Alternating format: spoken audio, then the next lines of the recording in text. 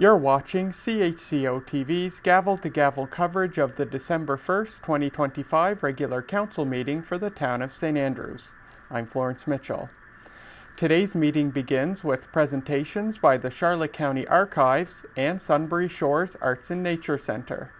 There will also be a presentation on the 2026 budget.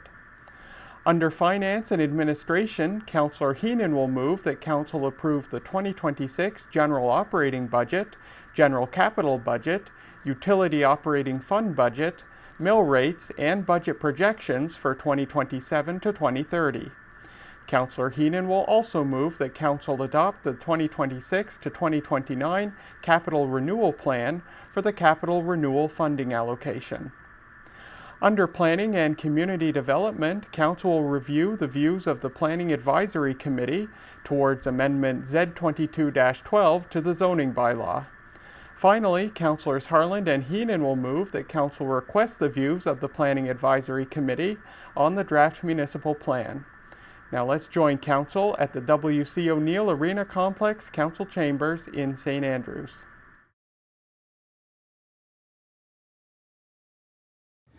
All right, Council.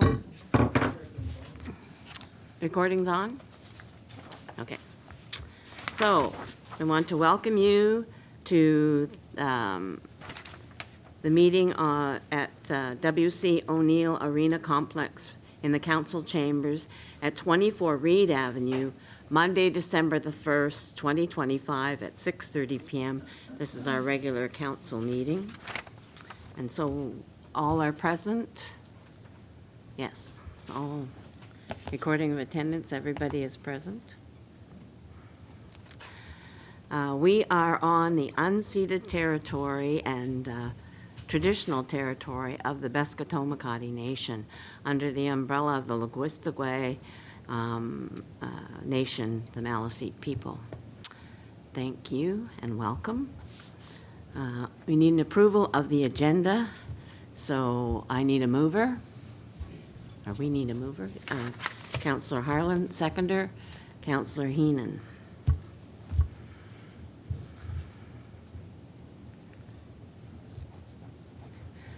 Any discussion or changes, Council? Not seeing any, then we will continue on. We need to vote, so all those in favor, say aye. Contrary minded? Carried. Disclosure of conflict, anyone? Council? Not seeing any. And so we will start with our presentations. The Charlotte County Archives, you're the first ones up. Welcome. Thank you, Deputy Mayor Akaji and councillors. Thank you for the opportunity to speak with you tonight. My name is Sandy Omson. I am the chair of the Charlotte County Archives Board. And it gives me great pleasure to introduce to you tonight our full-time archivist, Anna Krentz. Anna, if you'd like to join me. And I'm going to turn this presentation right over to Anna. Okay, thank you. All right. Is there a slide clicky thing, or is it easier if I just ask next slide? Okay. Next slide. Yeah. I mean, yeah, if it's possible. I can, yeah. Okay, wonderful, thank you. All right, so we're here tonight requesting a grant to fund the. Let's see, where do I point to that? Should be able to click. Okay. That's okay. Next slide.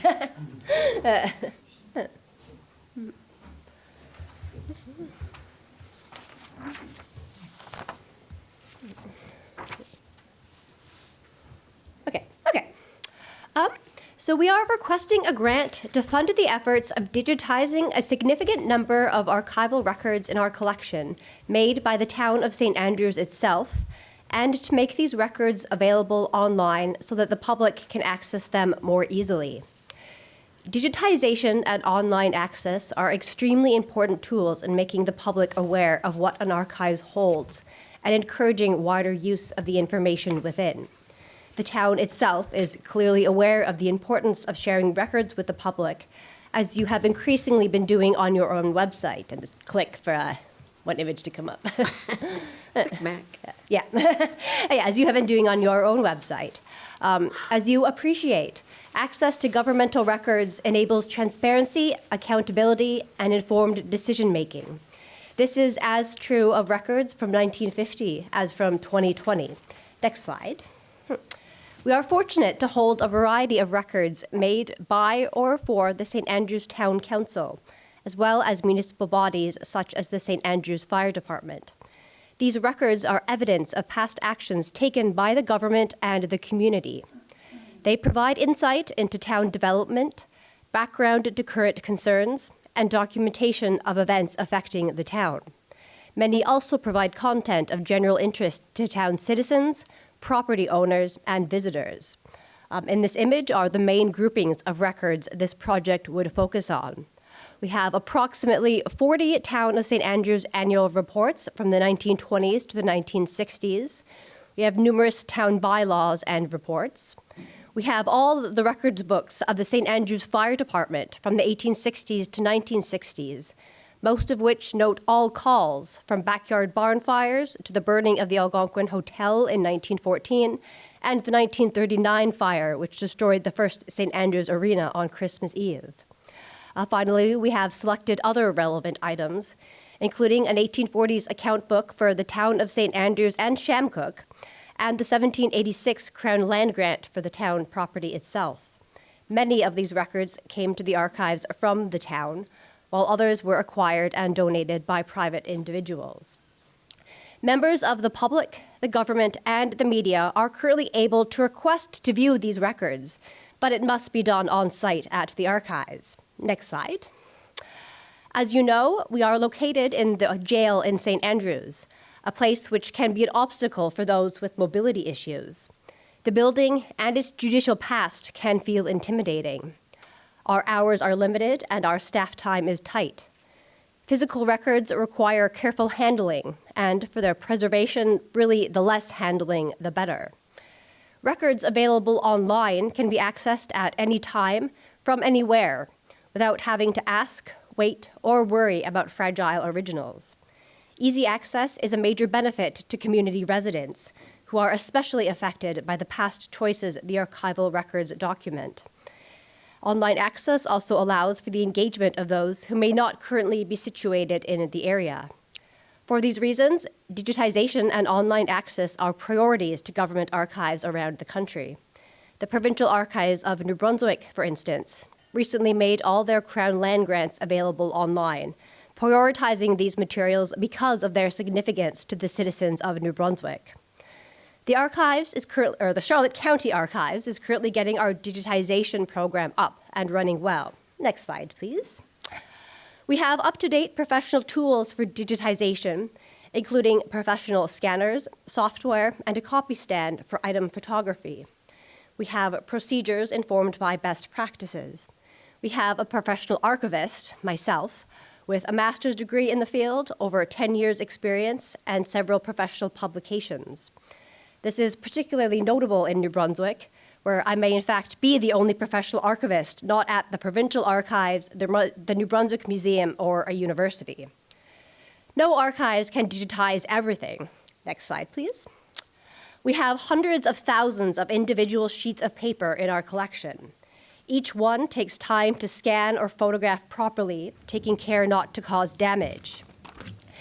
The digital images need to be in formats that will last long term, as well as formats that can be put online. We have to record each item so we can keep track of what it is and ensure users can find it. Even with a lot of experience, it can be slow going. So we have to prioritize, and there are a lot of priorities. We have to think about the whole Southwest New Brunswick region. We have to think about what people use our archives for, and what more we would like people to use our archives for. Most of all, we have to think about the priorities of our funders. We are a nonprofit with no regular funding from any level of government, relying almost entirely on year-by-year grants and donations from individuals. This is why we're asking for this grant. With funding from the town of St. Andrews, we can ensure that important records relating to the municipal government are a priority. Next slide, please. The town could then easily link to these records on your website and easily access them yourselves. The public could refer to them just as they can currently refer to more recent records. This availability would polish the town's reputation, especially given that it is already known for history and education. Next slide, please. Grant funds would be used almost exclusively to cover labor. The hourly cost of scanning or photographing, image processing, the creation of digital records, the process of putting the digitized images online, and the sharing of this new online access with the public. My salary receives no funding and relies on project grants and private donations. Needless to say, it is modest for an archival professional, at least $15,000 less annually than a similar position at the provincial archives. So the Charlotte County Charlotte County is getting a good deal. The $3,840 would fund 120 hours of my professional archival work on all steps of the process, which at minimum would cover the completion of the annual reports, the account book, all the fire department record books, and many other significant records. If the work goes faster than anticipated, additional relevant records would be included. The archives would cover all mandatory employer costs for the archivist's hours spent on the project. A small portion of the grant funds would be used to purchase an additional external hard drive for storage of the digitized images, to be used in conjunction with backups the archives already maintains.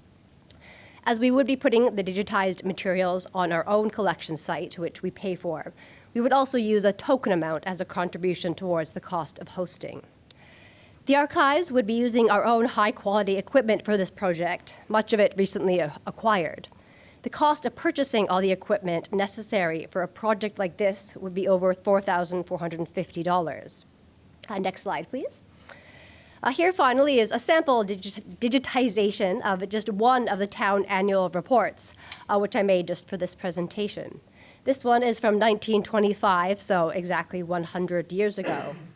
At a glance, you can see how much information is in there. Our archival metadata would let you know what it covers if you were looking for something in particular, and our online collection would let you read all of it at home on the couch. Next slide, last slide. The ability of St. Andrews citizens to access the archival records that we hold relating to the town government, their properties, and governmental processes would strengthen community involvement with our past and understanding of the ways it informs our present. We would love to make digitization and online access of the town of St. Andrews records a priority, but that is only possible with your help. Thank you. Sorry, thank you very much. Any questions, Council? Councillor Heenan? Yes, thank you very much for your presentation. Quick question, your scanned records that you would do, what will happen to the original records? Oh, we will keep them and keep preserving them. Scanning will help them to not be handled as much, which is good for their preservation, but we would continue to keep and maintain those in our vault, which is always the standard practice. There's too many horror stories of things being digitized and then lost when the originals weren't. But good question. Thank you. Thank you. Good. Councillor Harland? Thank you for the presentation. It's always very informative, and I appreciate that. You make a very strong case around the importance of both providing an opportunity for us to engage the community from a broader perspective, other than just walking through the doors and going into the archives, and the fact that we're a global world and our people are all over the place. I think that that's really important. But for me, I think it's also really critical that you have highlighted the importance of us continuing to stay connected to our past and to learn from our past. Absolutely. And to be informed by our past. For me, I think that is one of the invaluable services that the archives provides for us. And I feel that we are in St. Andrews are very, very fortunate to have you in our backyard. Yes, yes. I am curious as to whether or not this opportunity might be available to other parts of the region. Whether you have considered looking at records for Eastern Charlotte or St. Stephen, etc. Yeah, that's a great question. We are just really getting this digitization program going, and we want to expand it out so we have an even representation of this whole region. So it is a matter of not taking on more than we can chew, and starting step by step. But yeah, ultimately our goal is to seek out funding and support from all regions, and to go from there. Okay. And my Deputy Mayor, can I ask one more question? Sure. Has there been, I know I've been very supportive and encouraging of trying to engage the other municipalities within our region and the Regional Service Commission, and I'm just wondering, for the public's information, has there been an opportunity to present what the archives provides this region to the Regional Service Commission to seek some funding from that level as well? Yes, absolutely. Last year we did a presentation at one of the RSC meetings, myself, Sandy, and our former board chair, Franklin, where we did talk about the archives and our services and the support we would hope to get from them. And then this year as well, we were trying to follow it up, but they have been having some funding struggles of their own, as everyone is familiar with. But we really do see a future in connecting with them, and then in some of the municipalities individually as well. We presented to Fundy Shores specifically in, I believe, September, October, to talk to them and really kind of get them into this, and marshal support for regional initiatives. Right. That's great, and I encourage that and hope that we as a municipality can support that request at the Regional Service Commission as well, in terms of trying to ensure that the breadth of reach is really truly across the region. Absolutely, yeah. That's something that we really want as well, and are building towards in all of our initiatives. But so we're very glad to know that we have your support in that endeavor. So thank you. Thank you. Thank you, Councillor Harlan. Anyone else, Council? No? Thank you for your presentation, and we really appreciate you coming in. Our next presentation is Sunbury Shores.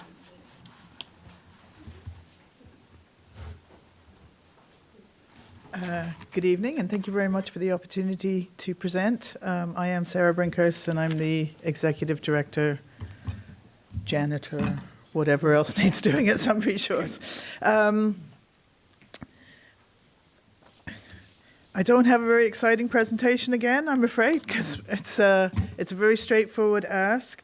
I did send around, I don't know if people have had a chance to look at a document that we put together for a meeting with government earlier this year, which is why Sunbury Shores matters. And that was an attempt to sort of outline that we don't just, we're more than just an organization that asks for money and donations and grants and things like that, that we actually are a very vibrant, active part of the economic community, and just some of the what we put back into the community. So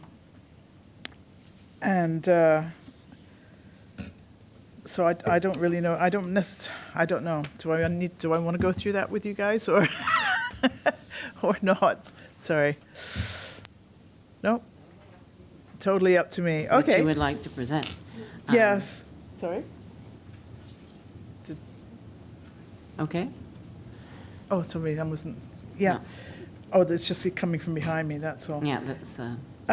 Anyway, so basically, in short, we've been running since 1964, and originally we had just a lot of local supporters who donated time and money and things like that.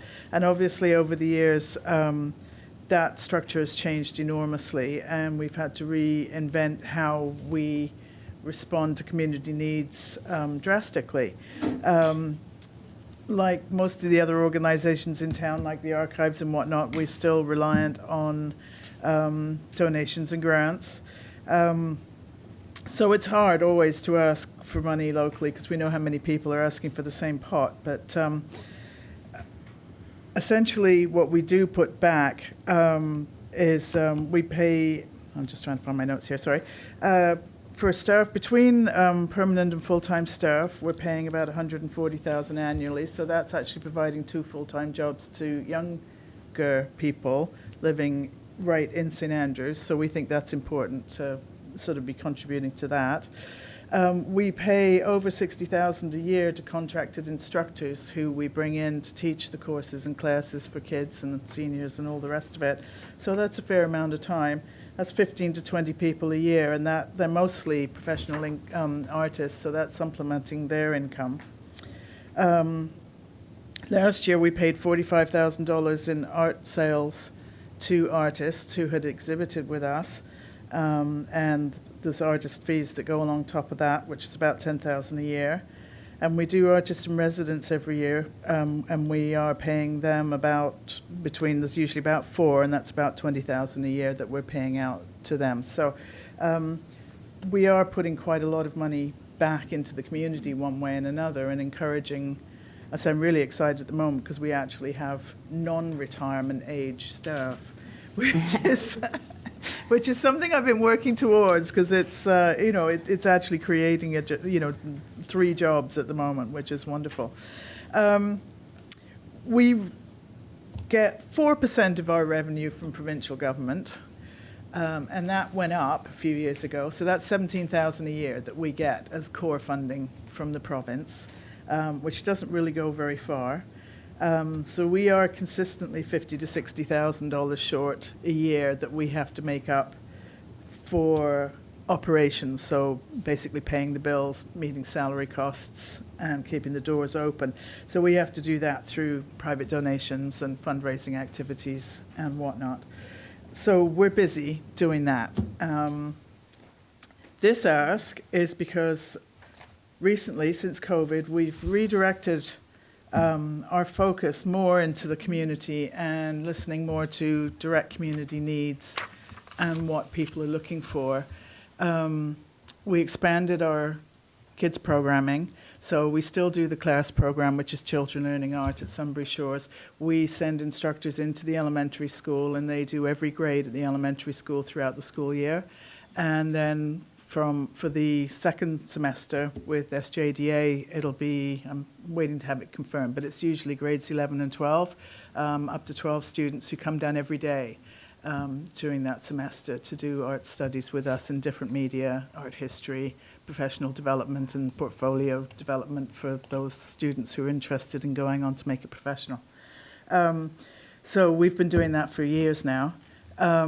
We extended that to outreach for after-school art programs to all 9 elementary schools across Charlotte County in the last 2 years.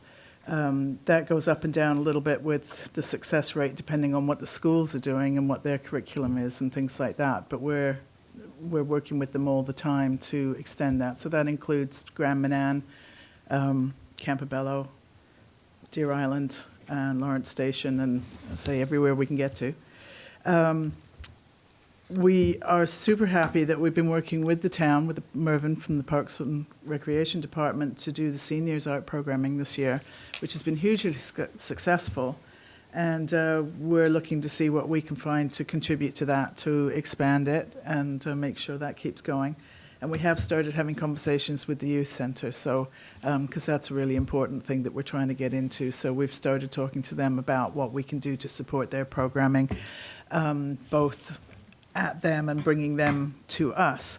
All of which means that we've been busier than ever, and we're very limited in our space. We have our building, and that is it.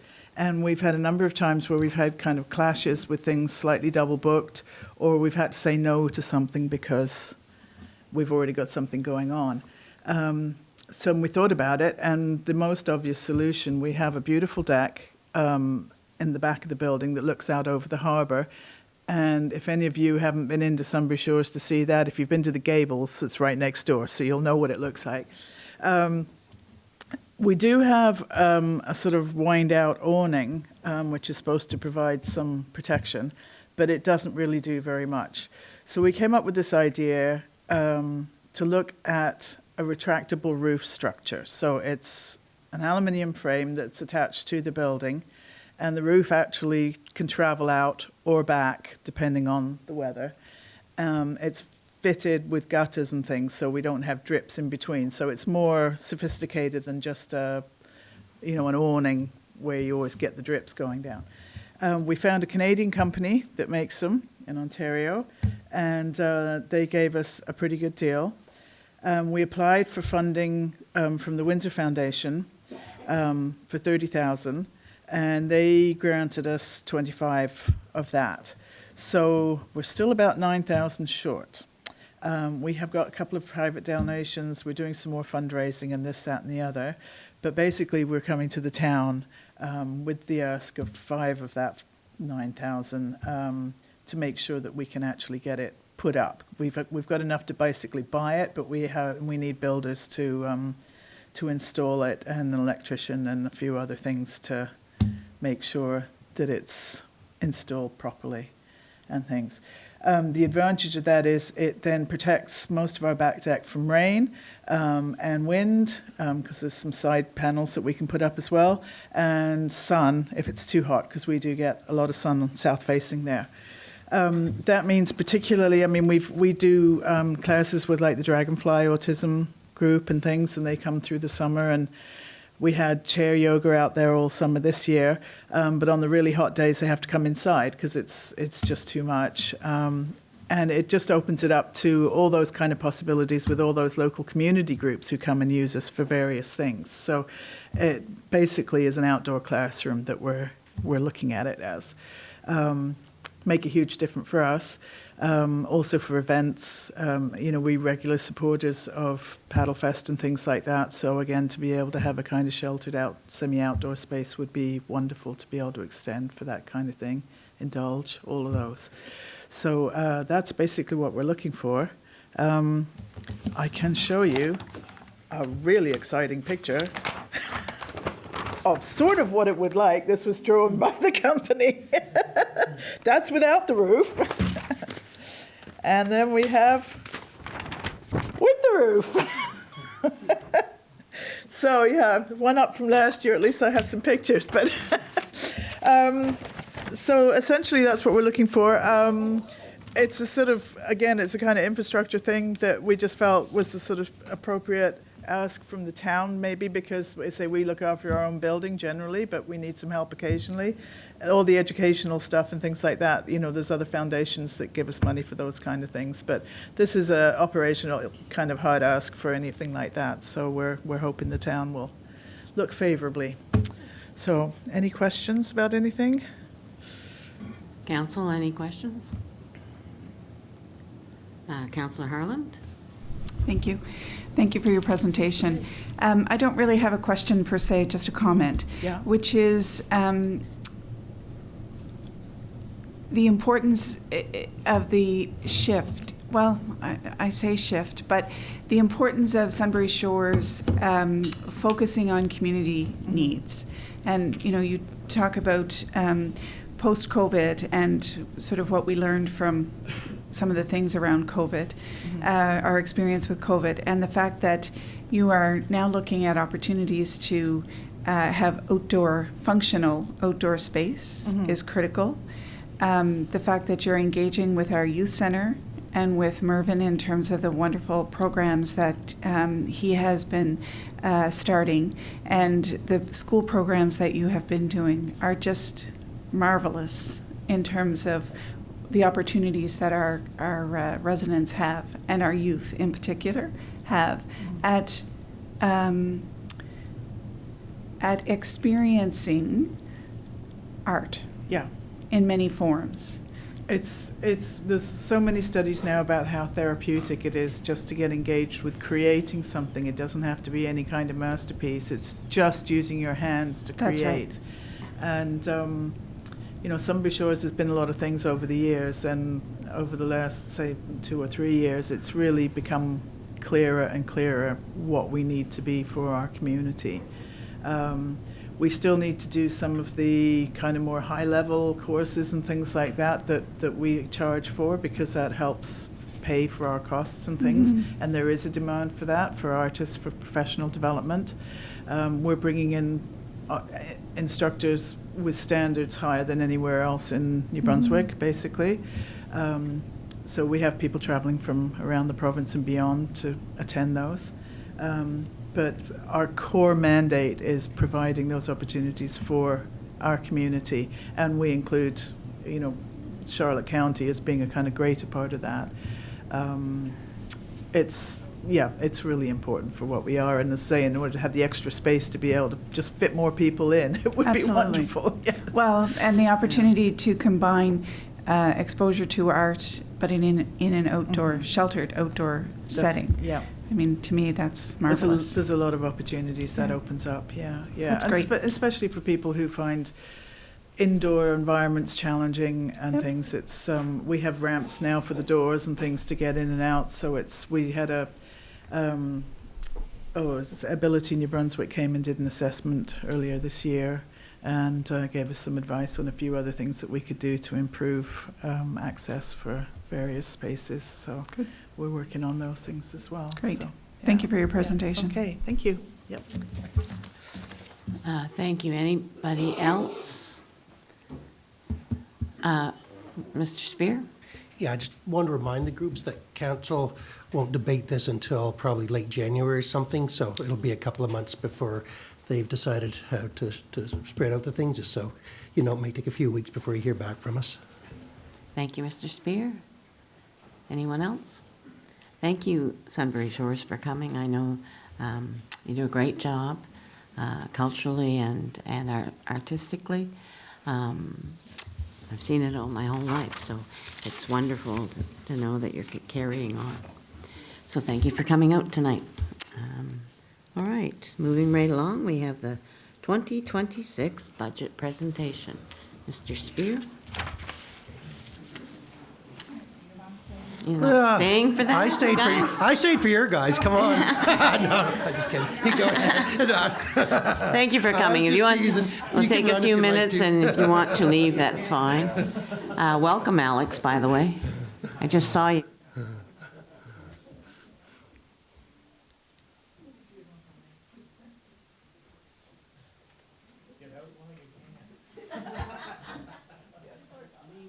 Ouch. That's right. You've been through enough. All right. Now, Mr. Spear, please. Well, thank you, Your Worship and Council. I just want to do one final presentation for the 2026 budget. We have been doing this completely out in the open and being transparent about it, having our meetings online or certainly in person over the last several weeks. And is this working? Yep. Okay. You sure? What? Whoop. I touched something else. Sorry, try not. There we go. Oh, I'm fancy. So we started the budget internally with the August 2025, or met with staff to start putting together. It's a fairly intense procedure for staff, as they have to kind of look out their needs for the next year, as well as capital. Then I was a little late this year because we were in between clerks. So it was October 14th, which is about a month later before we presented for the first time to council. Then the October the 8th, the assessment base was released by the government of New Brunswick, which gives us, I think it's 45 days to have the budget submitted. And then we met a few times over in November to talk more about the budget as we presented the various components, including capital and operations, for council's input and deliberation. So for the highlights for this year, the new government put a freeze on assessments for this current year to help with housing and inflationary measures. And so they announced that months ago, so it was no surprise, but we knew that it was going to have an effect on all the municipalities who do like that growth. What they did do, though, was any new construction, they did allow for growth, but so new construction could be a new building or a new fence or upgrades to an existing property. But our overall growth was only 1.7%, and we've had double-digit growth, usually routinely over the last several years, anywhere from 8 to 12%. So I won't say it was a shock, but it was a number lower than what we're normally used to. All new construction, and so there's no reassessments of property. So within the town, the new town, we have 2 taxing authorities. At the old municipal boundaries is still 1 taxing unit, and they combine Bayside and Shamcook for the other taxing unit. So our tax rates in Bayside and Shamcook went up to $236 million, and then to St. Andrews only up to $502 million for about $740 million worth of combined assessment. That includes the ratio which we talk about, the non-resident ratio, where non-resident properties are taxed at a higher rate than residential properties. The growth is a mixture between 1% and 2%.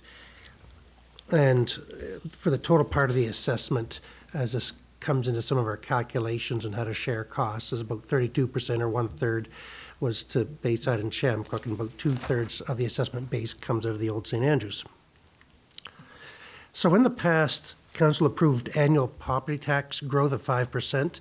So if that means all new property taxes, if it came through reassessments, great. We've actually had a history of reducing rates in the last few years, or occasionally we have to raise the tax rate to meet that 5%. But in last year's budget, we only assumed 3%, which did match new construction. But for 2026, the suggestion of staff and you agreed that we froze the mill rates and budgets were adjusted accordingly, that we had, kind of maintained flat growth throughout our operations in order so people, year-over-year tax bills should stay the same.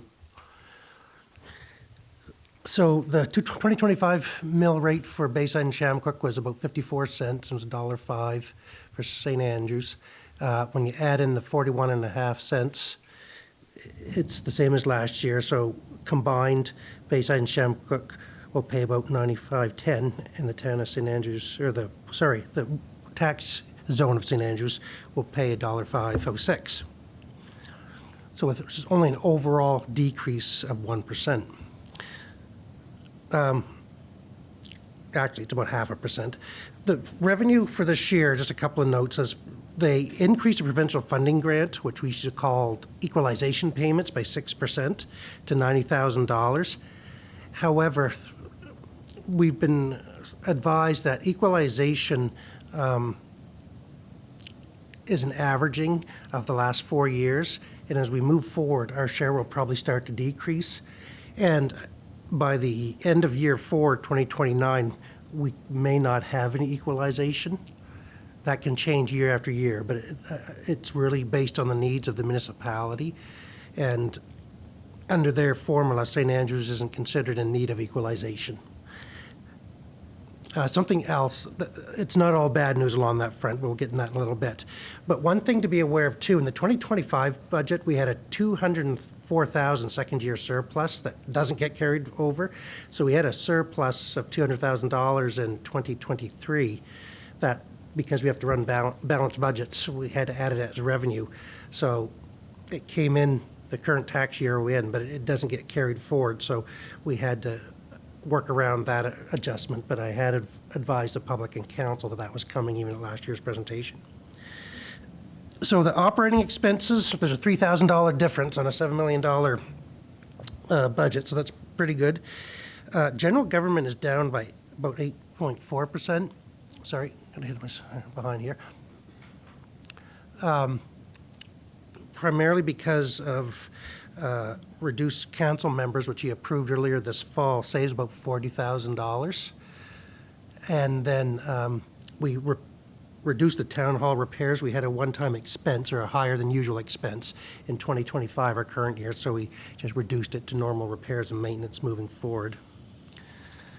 Within the wellness center, the medical center, the building we're in, we're able to reduce our recruitment and supply expenses. So the overall of that department is actually down 18% in expenses as presented to you. The recreation budget is up 9% as council's investing in special events to spur community spirit and economic development, including trying to do monthly socials at Bayside Hall's a big one, but there's also a couple of events that are being added on, including Pirate Fest and Trail Fest, to expand those a bit more this year. And then also become a partner with the Winter Warmer Festival in January, which is our low time, to try to get those that don't play hockey or curling out and to do other activities. Whoop, sorry. Getting ahead of myself here. The protective services, which is the combination of the police and fire department, so is up 5%. Now, the reason it's up 5% is that as a direct contract with Ottawa, we're billed on the number of members we have, and we were down a little bit in the number of members for 2024 and 2025. So the vacancies have been getting filled, and so we had to increase the budget there to show that. So that's about the operating budget at a quick glance. In general capital, we have a total investments of $4.3 million is our tentative budget for next year. Wharf repairs is $1 million, and as we've announced a couple of times, we have an engineering study going on right now that will really determine that. They're out last week, and we'll get a better idea once that report comes in early next month. So it could be a little bit more, it could be a little bit less. That'll be up to council how you want to proceed with that, but we'll know a lot more later in the winter. We need a new Zamboni.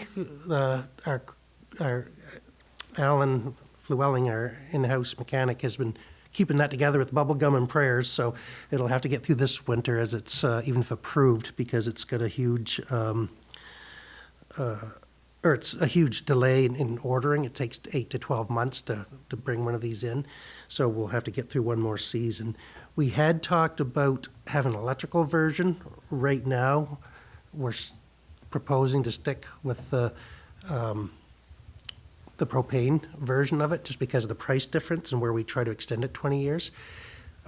We won't necessarily go out and buy it once approved tomorrow, but maybe we'll do one last ask of council before we place the order in January to get it moving. Just a concern. The sidewalk machine to replace our holder, which is just at the end of its life, and we've had to do some fairly big refurbishments on that twice in the last 5 years, and that machine, again, will have to be used this winter regardless, like everything else. That machine's 8 or 10 months to have that sidewalk machine brought in. We're still talking about upgrading the arena washrooms, especially last year, if you remember, we ran into an issue where we had a water leak through the floor and we had to tear out a whole bunch of stuff. So it's usable, but it could be upgraded. As far as we can tell, it's the original fixtures from 1970, I think it is, it was built, so it'd be time to refresh that. And the Visitor Information Center, I guess as we discussed, is going to potentially move. That space has been repurposed right now for the Senior Resource Center, but it could still end up at the arena. We're not sure, it's just one of locations. But whether or not we have various events besides the winter events there, and it's in dire needs of a cleaning up, then there's still $200,000 in for housing. That's more of a placement that if something comes up, or we had a meeting earlier today to try to continue that project at beside the New Brunswick Community College. So it's still on the radar, although it's moving a lot slower than I ever hoped. Under transportation, and what I will say, everything in the first screen, no, that's not true. Most of this stuff is going to be paid for just by the St. Andrews tax ward. The previous screen, the sidewalk machine would be paid within the budgets or borrowing of the St. Andrews tax ward, but everything else is a shared expense, as we say, that we contributed contributions from both tax units, Bayside and Shamrock and St. Andrews. The Legion parking lot, we've taken possession. We think we can get near 50 spaces out of that, but that involves filling in the ditches and paving. So there's a budget between, we'll say $450,000 and $500,000. That's the last engineer's estimate on it, what we see there. Is coming out of the TALB funding, so there's no taxpayer involvement in that. But we'll have to see how that goes. We're hoping it comes in a lot less, but we won't know till that gets issued. Crestwood Lane, as you come in on Mowat Drive, the paving needs to be completely removed and then added back in. The Prince of Wales paving is just over where the work was done up by the Algonquin earlier this year.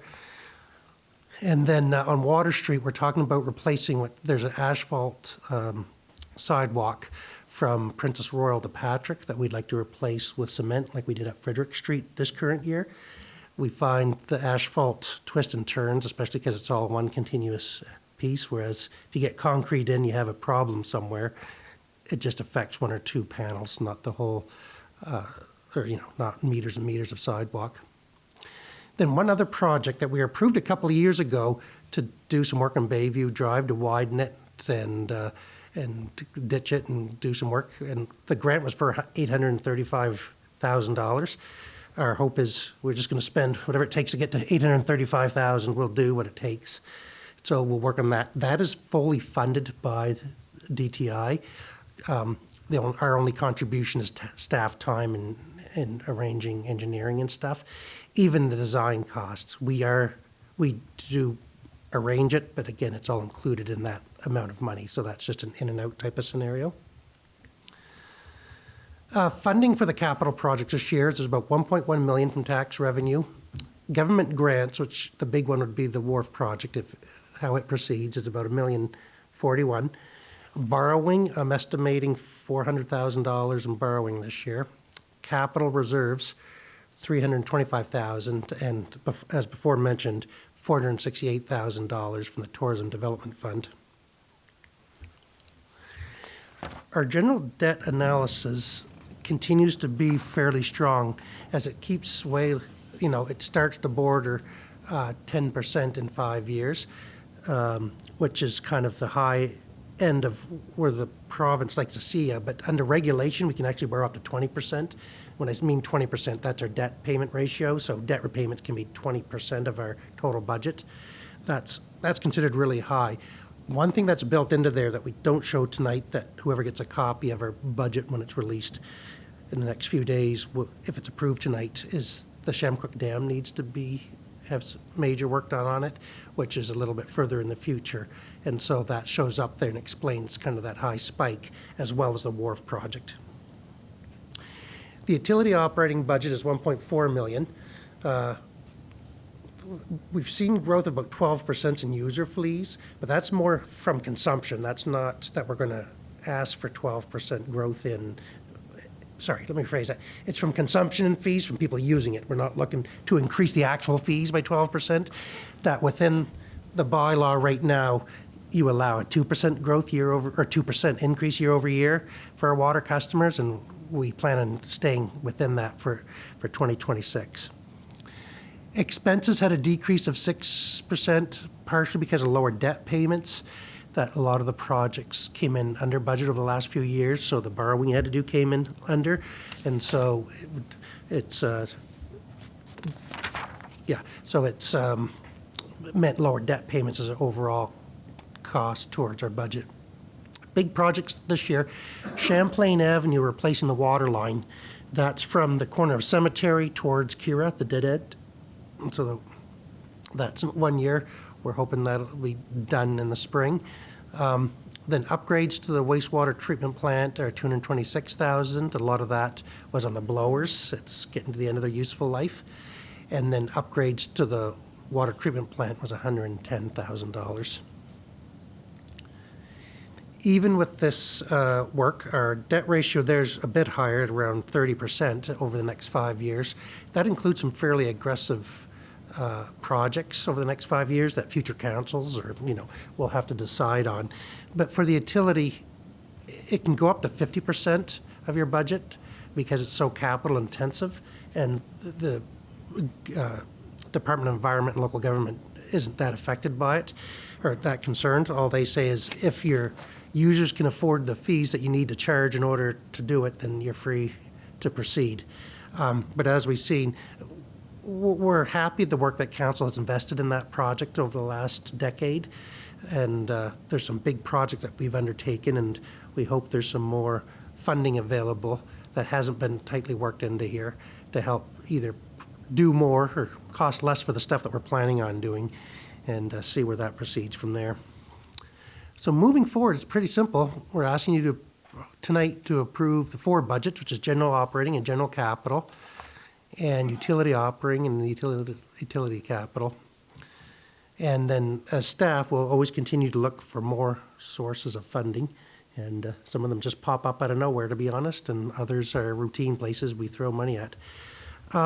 One thing I didn't have in there, which I should have put in, was that one of the sources of funding that have come out of the government this year, when we talked about local government reform, was in 2026, the town of St. Andrews is getting, I think, $399,000 of grants towards capital renewal. So not towards new assets, just towards refurbishing what we have. I think infrastructure deficit is a word we're all used to now. It's right across the country. It's been a word. Basically, all levels of government have underfunded, streets and pipes in the ground and buildings and bridges and all that stuff. And so the government's trying to assist by giving dedicated funding to municipalities. And the town's portion of that actually over the 5 years is about 1.6 million, if I remember top of my head. And so that's significant, and that'll help go, and it grows significantly in the next few years. So it'll be a big help to play catch up on a lot of this stuff as we try to move forward.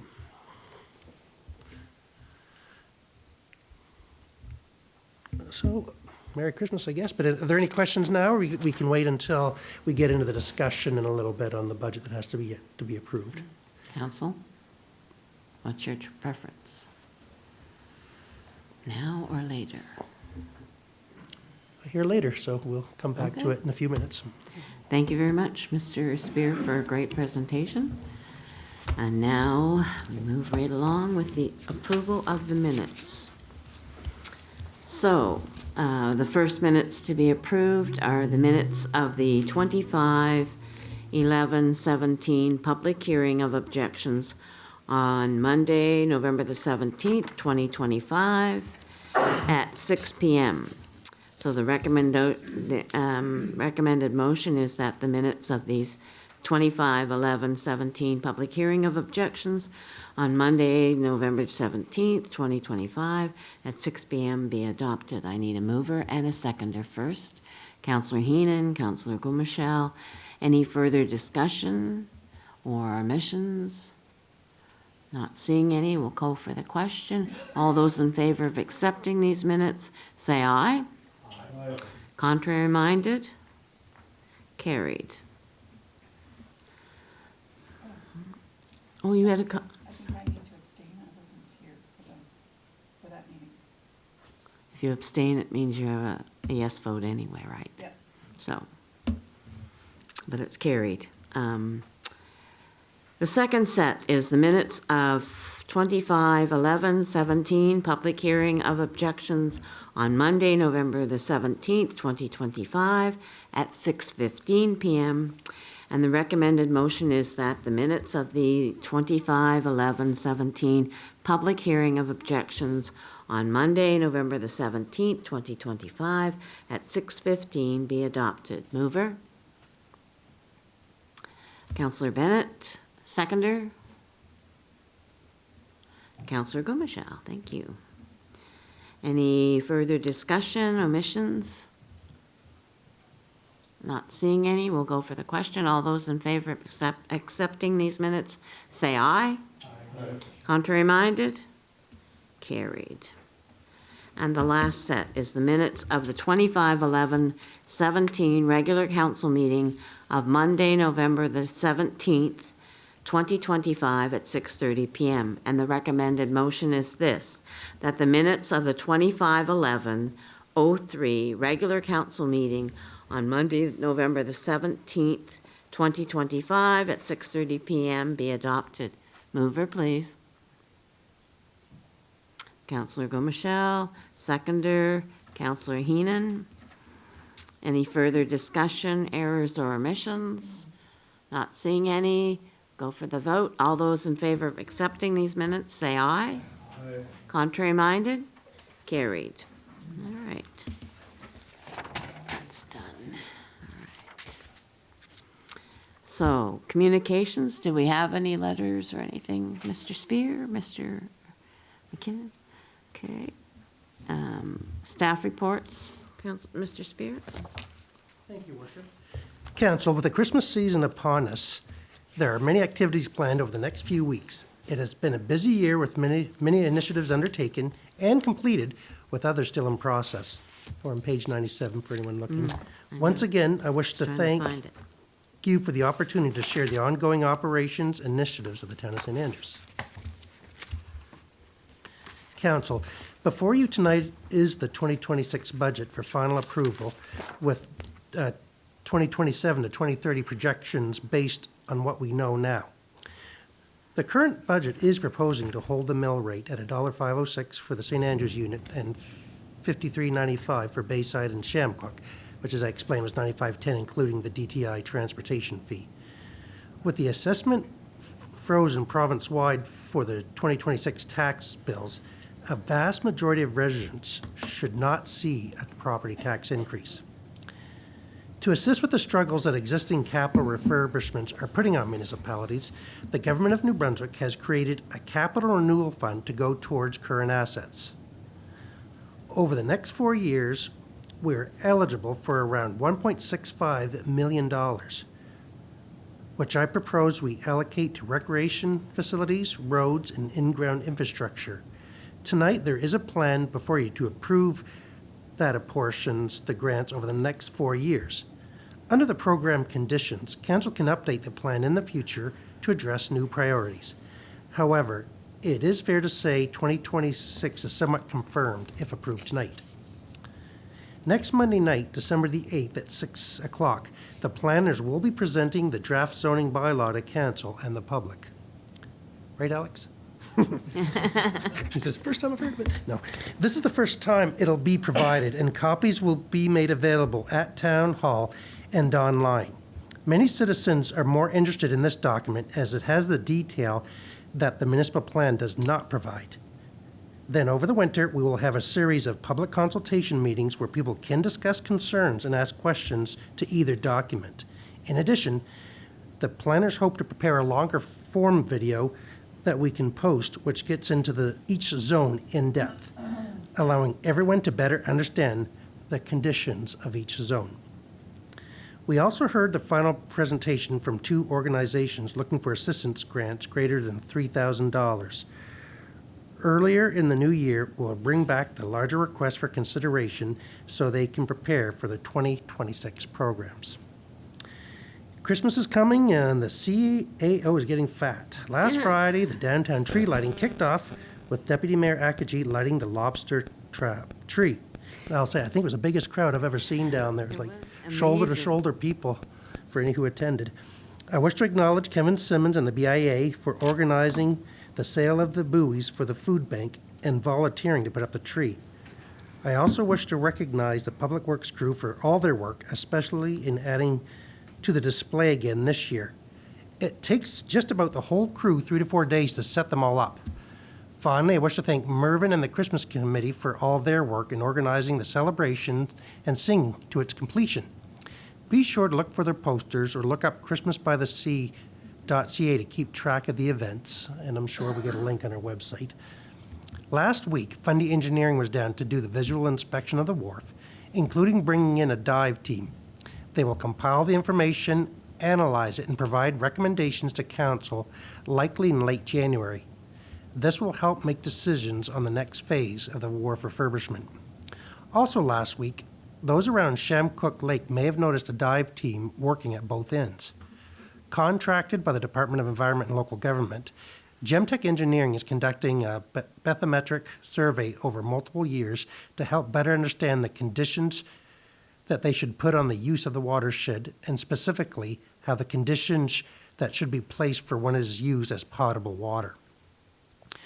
We recently received a report from CBCL on the land around the NBCC campus in St. Andrews that we hope to develop into apartments in the future. We are having a meeting tomorrow, actually it was today, with a consultant and Housing Hub to go over the results and to determine next steps. I'll provide the report to Council after that so I can provide a bit of context on the highly technical report. For the rest of the month, Council will meet next week and have a regular meeting on the 15th. That should be it for this year. We won't get together again until the second Monday in January when we will have our staff-led meeting again. Services. November has turned into a very busy month for Public Works. In addition to the aforementioned Christmas decorations, they also put up and pulled down the Remembrance Day veteran banners, as well as bringing in the leaf bags and preparing the ice surface at the curling rink. We also sent 3 members for training in water distribution systems as required by the Environment Department. I wish to publicly thank the City of St. John who got us out of a jam.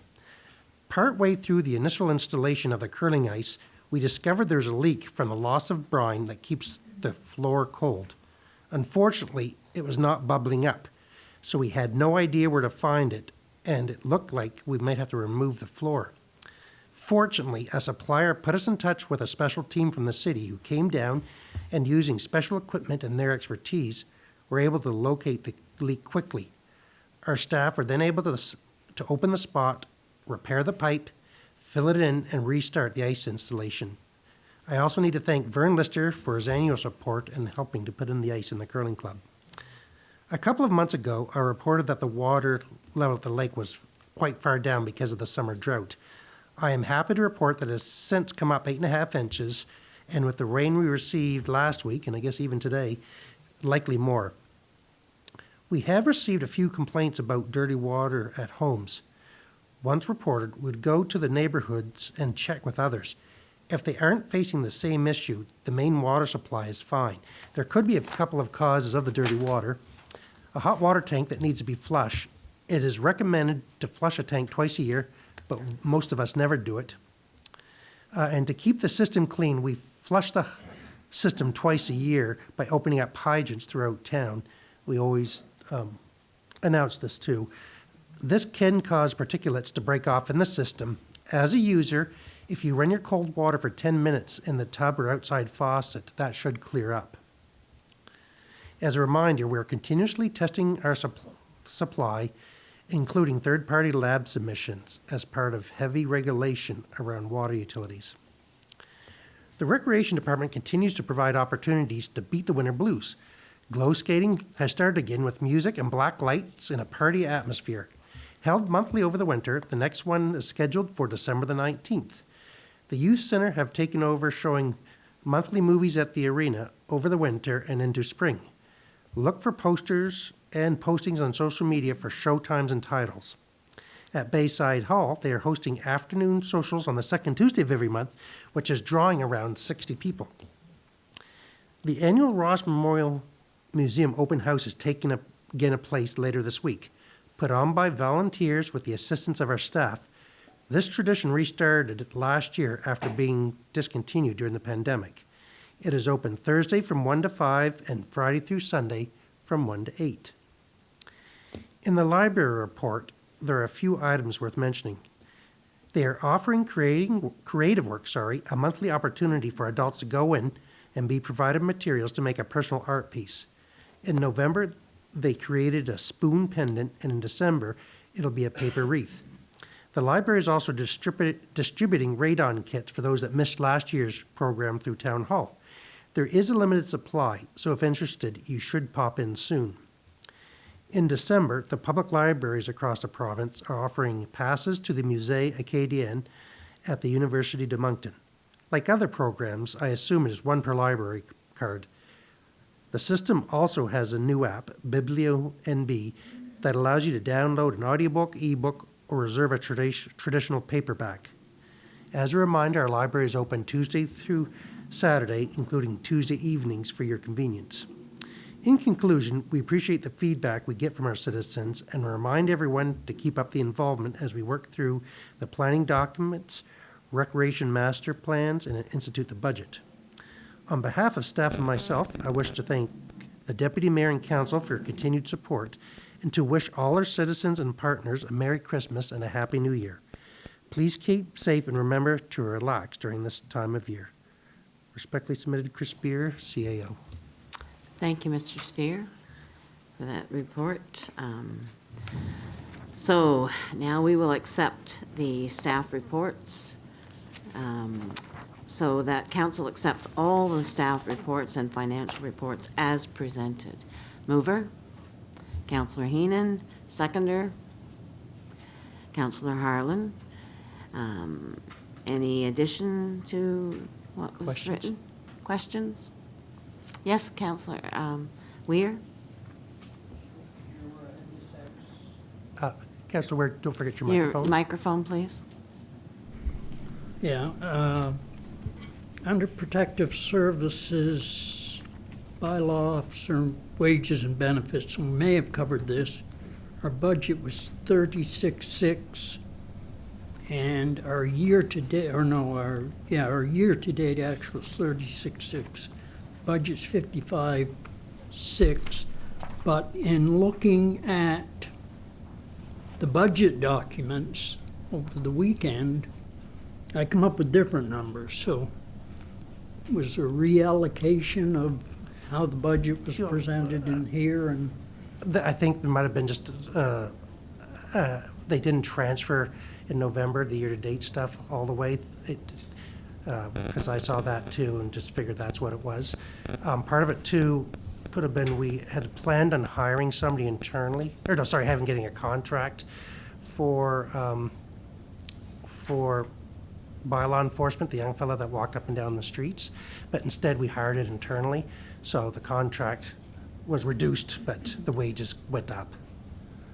okay, I just had a problem following it. Yep. So,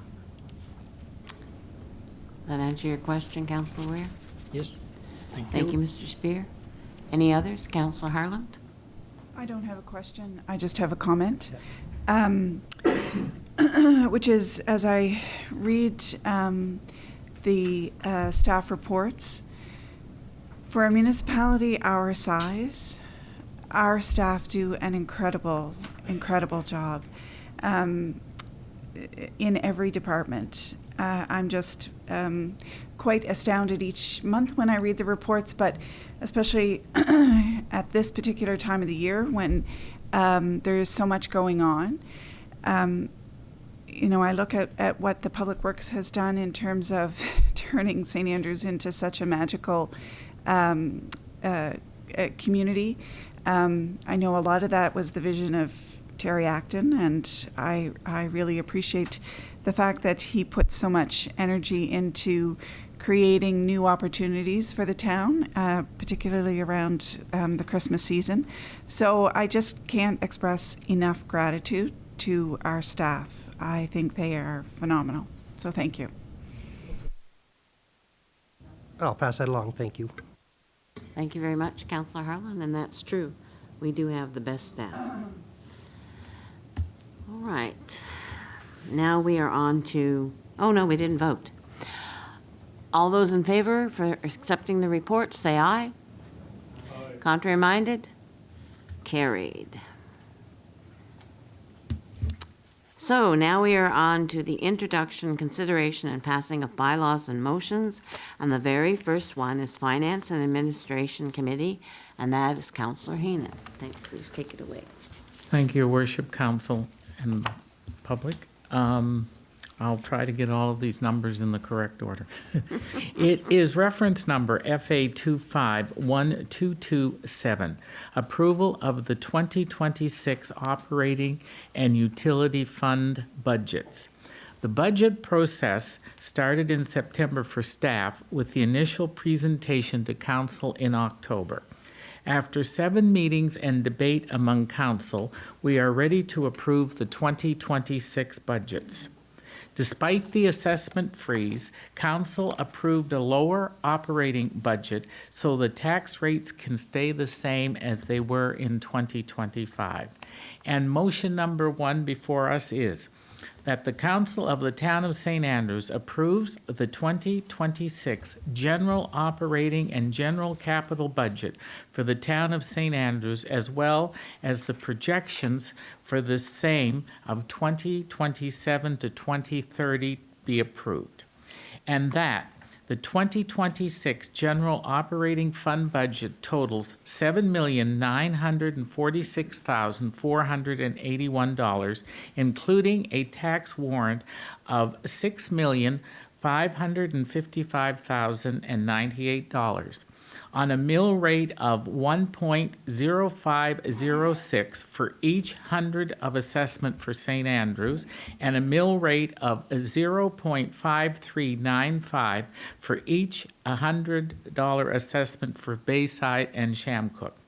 Council orders and directs the levying by the Minister of Local Government of the said amount of real property liable to taxation under the Assessment Act within the Town of St. Andrews, and that the general capital project of 2026 budget be funded by $1,104,192 from the General Operating Fund, $400,000 from long-term borrowing, $700,000 from government grants, $165,000 from Canada Community Building Fund, $468,000 from the Tourism Development Fund, $50,000 from donations, $835,000 from the Provincial Municipal Highway Partnership, $175,710 from capital renewal funding, and $368,498 from the General Capital Reserve Fund. Your Worship, I so move. Thank you, Councillor Heenan. Seconder? Councillor, Deputy Mayor Neal. Any further discussion, Council? Councillor Weir? Why'd you look at me? Well, because I knew your hand was going to go. Okay, well, I guess I've beat around the bush a bit on this over the last couple months, so I'm just going to out and out say some things, and I hope no one holds it against me. There were two phrases that were never used during the budget process: cost of living increases and affordability. Two most common phrases used in governmental organizations across Canada and in many businesses also. I think it's very important for us to constantly be thinking of those two concepts. All the economic think tanks in Canada are talking about it. It's just the buzzword right now. The other thing was the increase in debt.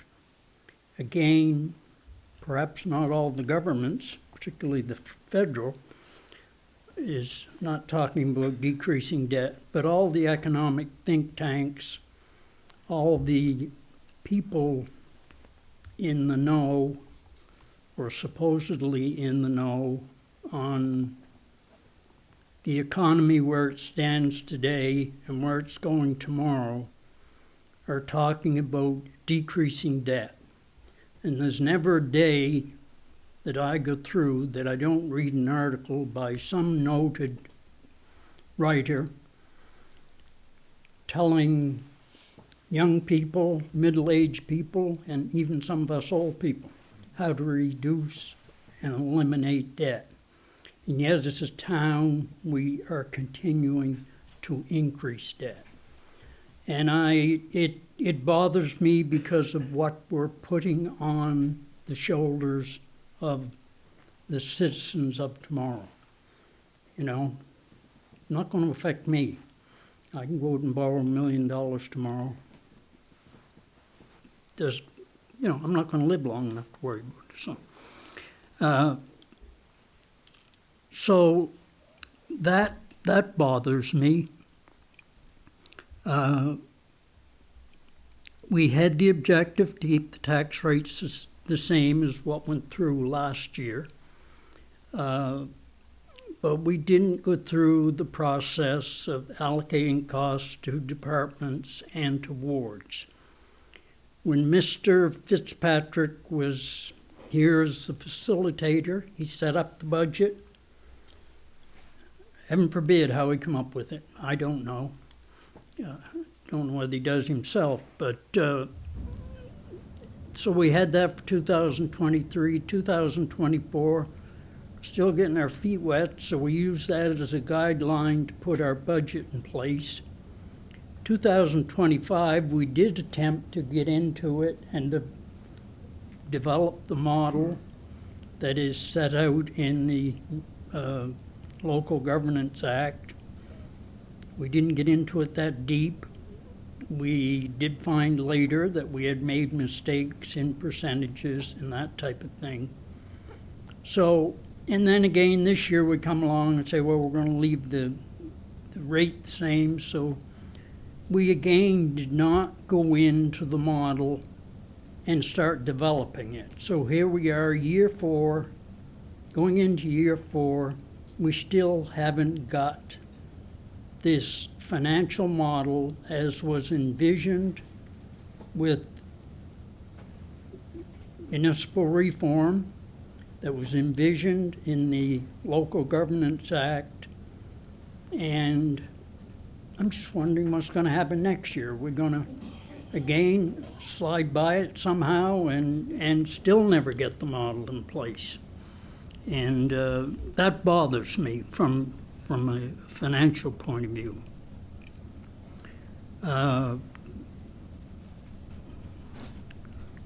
Unanswered.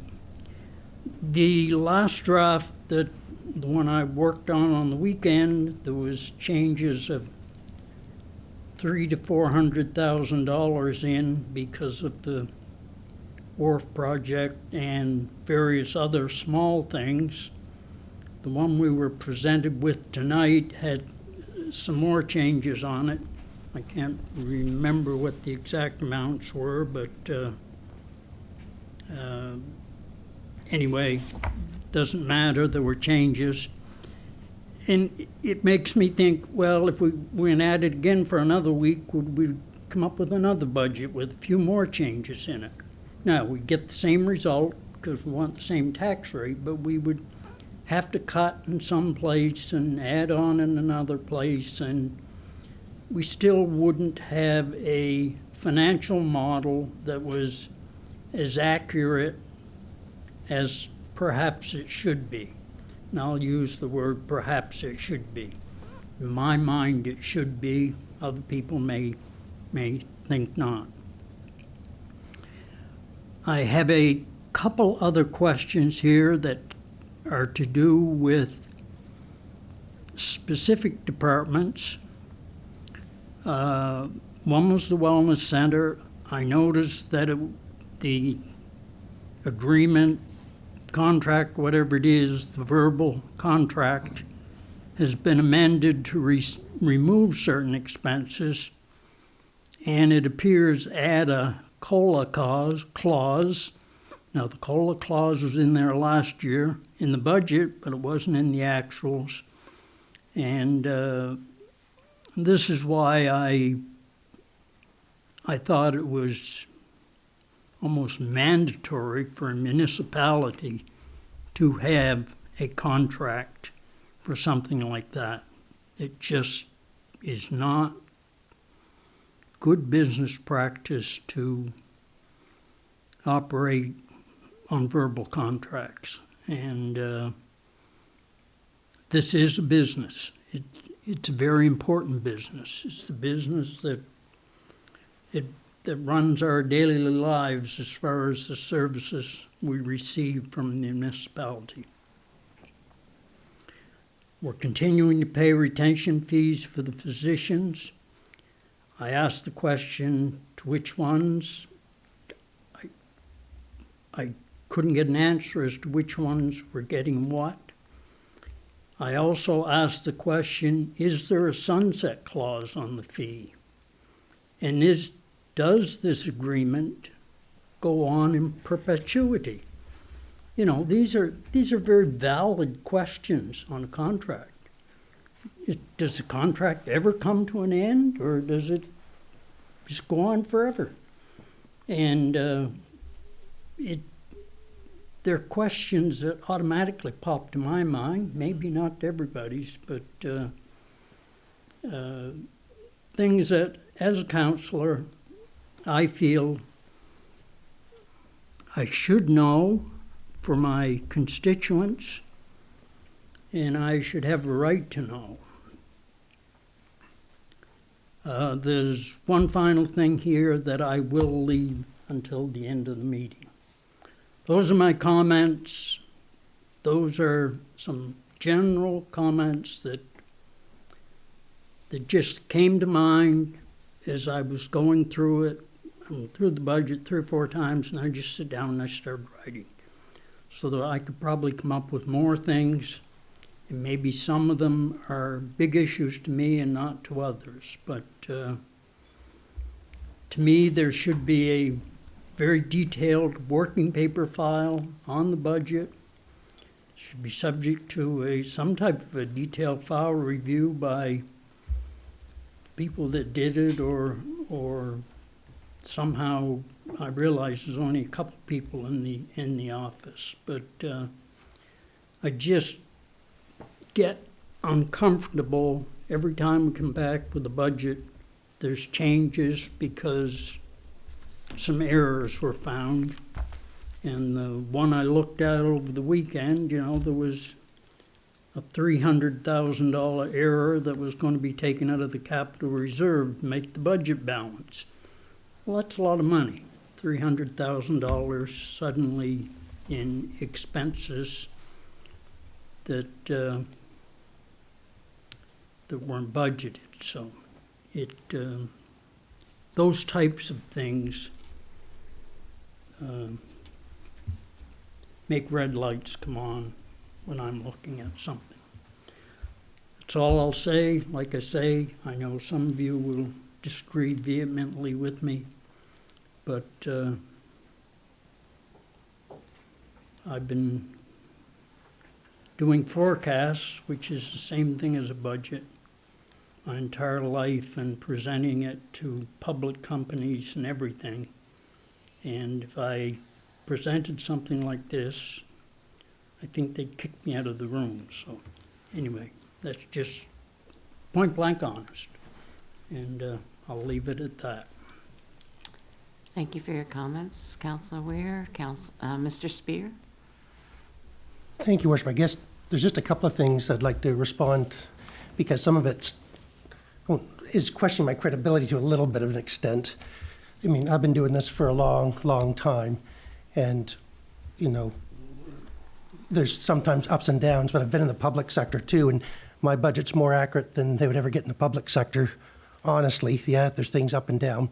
Part of the problem is I'm about the only one that understands it within the town, because it's complicated with all the funding formulas and stuff. And, you know, that error has been since draft 1, so councillors didn't find it either. I didn't expect them to, because it's complicated. I get it. So I was doing the last quality check like you went through over the week, just crossing all the T's and I's. I found that.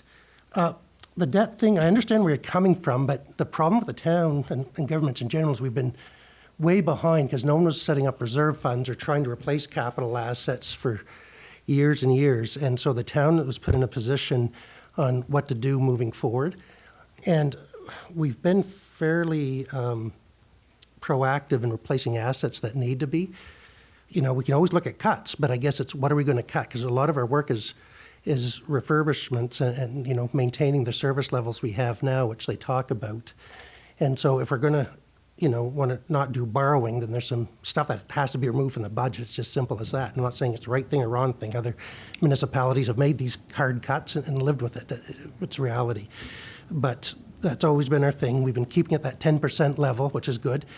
We borrowed a lot in the last pre-pandemic because, as you know, the interest rates were so low that, you know, our first 2 or 3 years of borrowing was at rates of less than 2%. So now is the time to get the work done if you had to borrow. to do things like fire trucks and dump trucks for snow removal and street repairs, and the list goes on and on. And so I guess I won't apologize for that, because I've always been setting forth to the council, here's what it's going to do for you long term, so you're aware, especially around the wharf project, which, you know, was going to take us over 10%, closer to 15 if we had gone, you know, ended up with a $7 million project that was forecast a year ago. And so it really at the end of it is just for the services. The only other thing is about the allocations. You know, staff made an attempt to bring it to you 2 or 3 times, you know, once in the spring and against during budget time. I'm happy to talk about it, but we're not getting much feedback when we bring it to the council table, honestly. And if Councillor Weir and somebody else wants to sit down and work out something more one-on-one instead of around here to come up with something in the future, I'm happy to, but it's, you know, it's been discussed. I've tried my darndest to do it, honestly, and I need a little bit of feedback to what direction we want to go. I mean, we did in-depth as far as allocating wages and stuff, and I'm not sure. And I'm happy to sit down with anybody and go through all of that if required, but it's just going to require some people to sit down and work out something a lot more in depth moving forward. I mean, I'd love to have a policy so we don't have to have this discussion every year, bluntly. Like the province worked out a 5-year funding formula, if we could work out a cost allocation between the taxes units, so it's just said and done, then it makes council's job easy and the staff's job easy. So, but we can still do that moving forward. Anyway, I just thank you for this opportunity to reply on a couple of things. Thank you, Mr. Spear. Councillor Heenan. Yes, Your Worship. I have a few things to say about the budget. The first one is, I find that a budget's always a living document. So I understand that mistakes can be made, but a budget is a living document, which means that it has to be able to change in order to accommodate the needs of a particular town. We, as a council, and I've said this before, we're filling cupboards right now that are empty. And that explains to me a lot of why we are taking on a slight amount of debt. I totally agree with the fact that old people, young people, it's all told on them that they should reduce their debts. Exactly. So in that respect, keeping the tax rate the same, I believe is one of the most important things that we as a council can do for a town, is being able that people can do their own budgeting and not have to move out of their homes. I believe that that is the number one priority. We get tons of feedback from small, minor things that happen within the town, major feedback. I've not gotten one letter from anyone, no one, on the budget, not one. And I'm sure there's people out there that are far more educated and far more keen on the ways of a budget. So I would never profess ever to be able to figure out the total occurrings in a budget. So I have not personally. There's mud on a street. I get 4 calls, but there's nobody calls me ever about the budget. Not one person, nowhere. But you put a mud pile on a street, and I got 4 people calling me. So I look at it as a living document that I think it breathes. It takes on its own life. I have worked in both provincial, private, and university backgrounds, and all the budgets I've been responsible for have all been a living and breathing document. As far as, I'm going to wade in on the health center, I take very big exception to the fact that it is even questioned, because in today's market and day and age, we need health services. So I will fight tooth and nail to make sure that our health services in the town of St. Andrews remain strong and committed. So those are my thoughts. Mr. Spear, Your Worship, and Council. Thank you. Thank you, Councillor Heenan. Councillor, can I go to Harlan first and then back to you?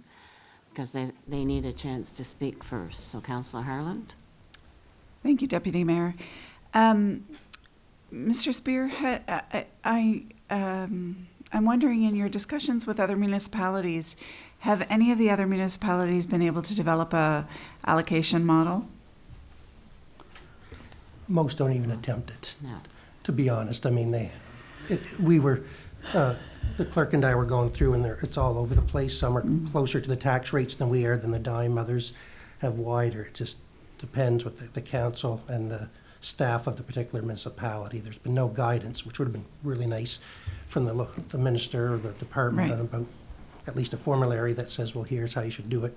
Right. Not generalities like they're doing right now. And I think it is important to underscore for the public's information that we have had a number of discussions around the allocation model, and you have brought that forward to us, and I appreciate that.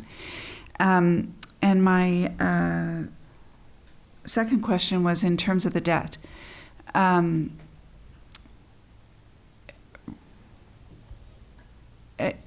I struggle. I mean, this is not my field, so I'm looking to the expertise to help guide me in terms of my decisions. Are you comfortable with where we're sitting in terms of our debt?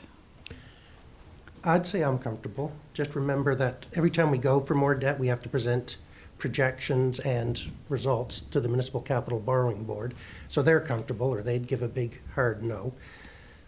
What's one strength in St. Andrews is that you might have, and I'm going to pick on Beldoon, which had the NB Power plant that closed overnight. And so their tax base just collapsed, which is horrifically unfortunate, and it created a lot of struggles up there. St. Andrews isn't in quite that predicament. That even though we have some key properties here, and you know, Algonquin as a key one, that isn't such a big part of our overall assessment base that if it, whatever reason, if it closed down tomorrow, that it's going to, you know, make us have to make very, very hard decisions. We may have to make some decisions, but it's not like we could lose 20 or 30% of our assessment base overnight or anything. So from a risk perspective, there's less chance of that.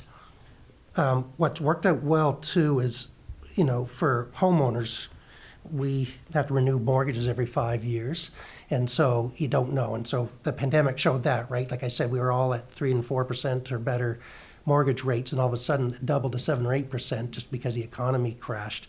At least in municipalities, we're in the bond market through the province, and they extend those bonds 15 to 20 years. So we might have to renewal for additional 5 years in the future. And so that lowers the risk of that exposure, of a time exposure, or that the economy takes a wild swing. So we just have to be able to keep an eye on that. You know, I've personally been convinced, you know, comfortable with 10%. I've told councils and advised them, when you look across municipalities, most of them are maxed out around the 10%, 7 to 10%. I do know there's been a couple in the past, which I won't name, that got close to the 20%, and the government said no to some projects, and we're nowhere near that right now. And so if this assessment freeze continues, it might be a little scary.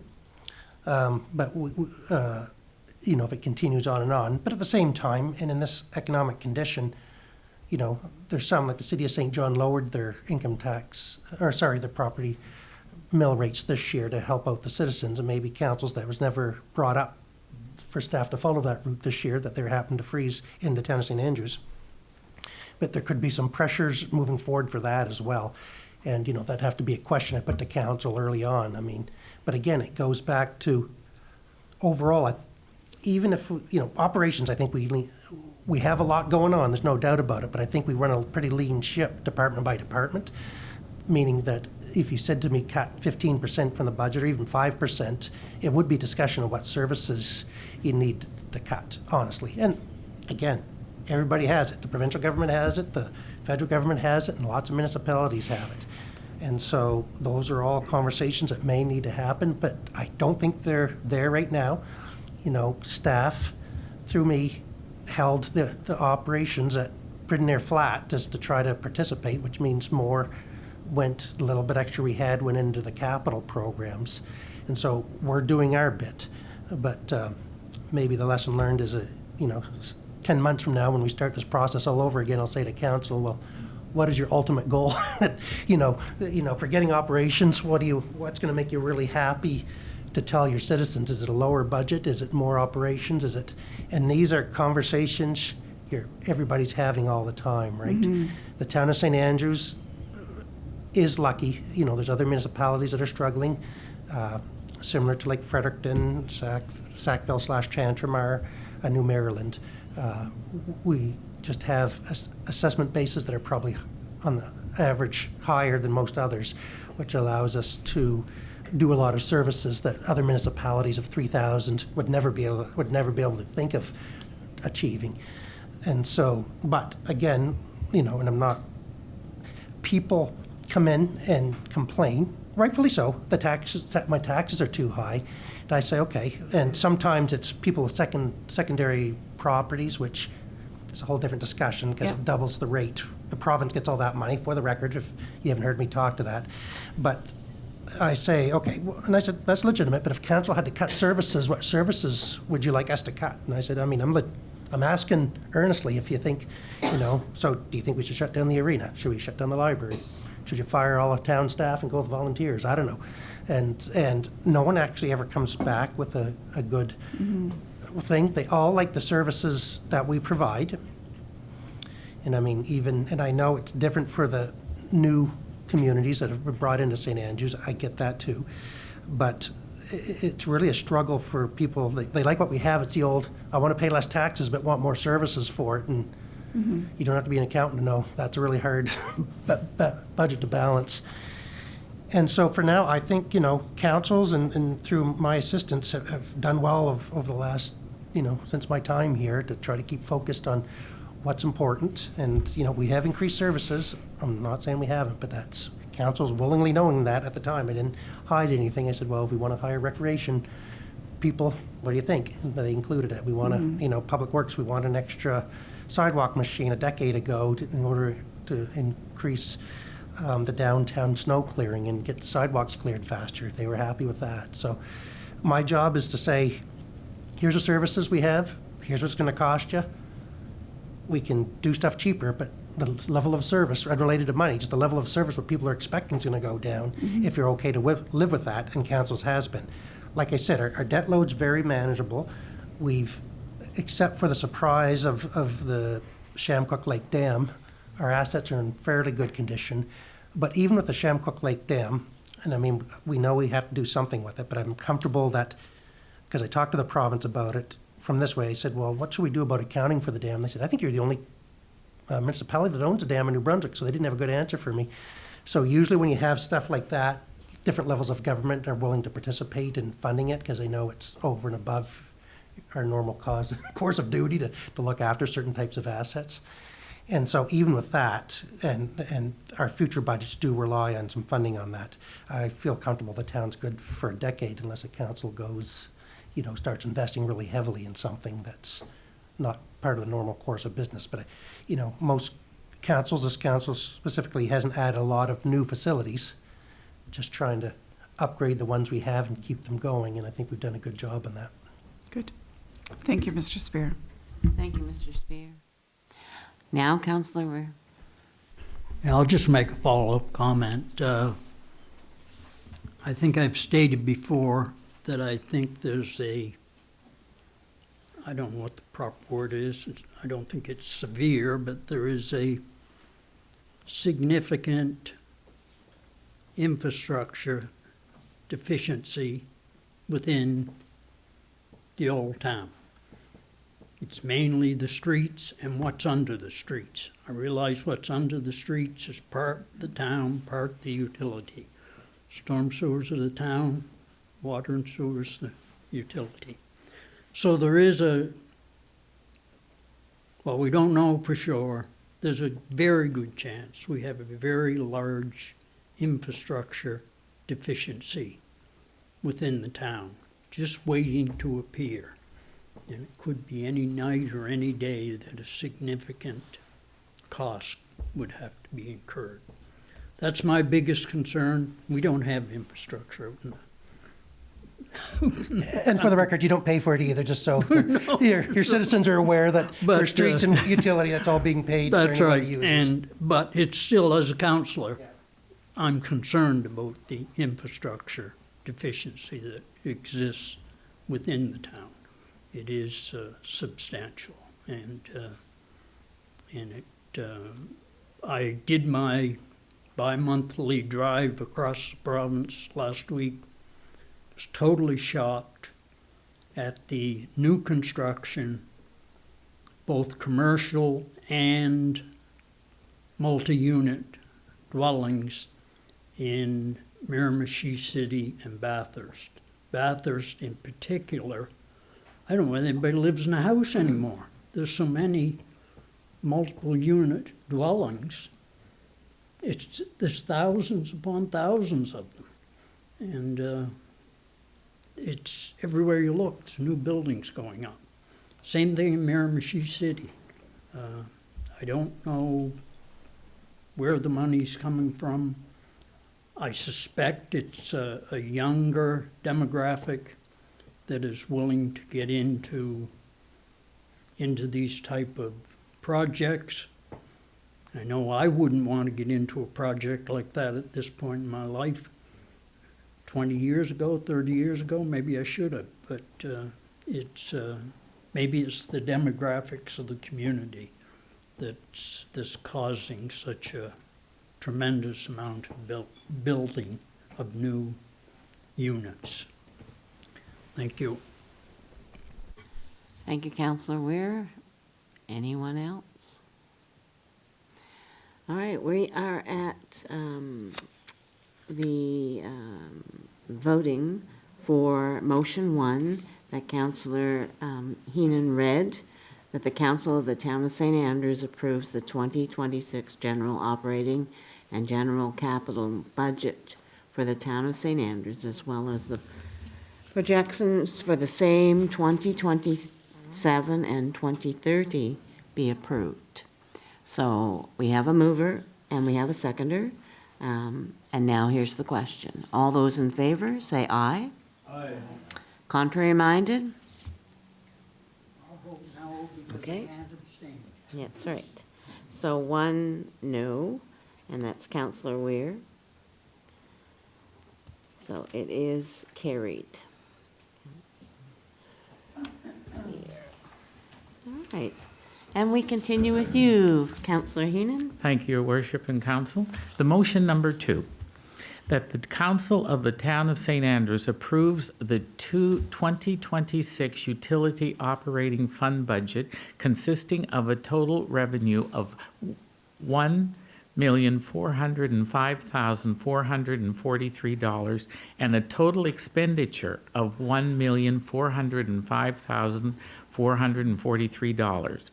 And that the utility capital projects for 2026 budget be funded by $557,131 from the utility operating fund, $520,000 from long-term borrowing, $25,000 from the Canada Community Build Fund, $123,705 from capital renewal funding, and $464 from the Utility Capital Reserve Fund.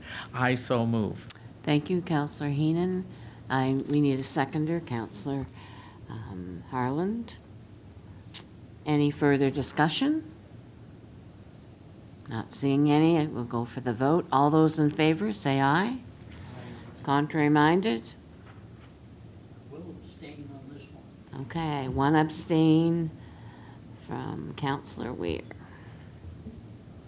But it is still carried. Thank you, Council. Thank you, Councillor Heenan, and we're on to the next one. Thank you, Worship. Reference number FA 251228.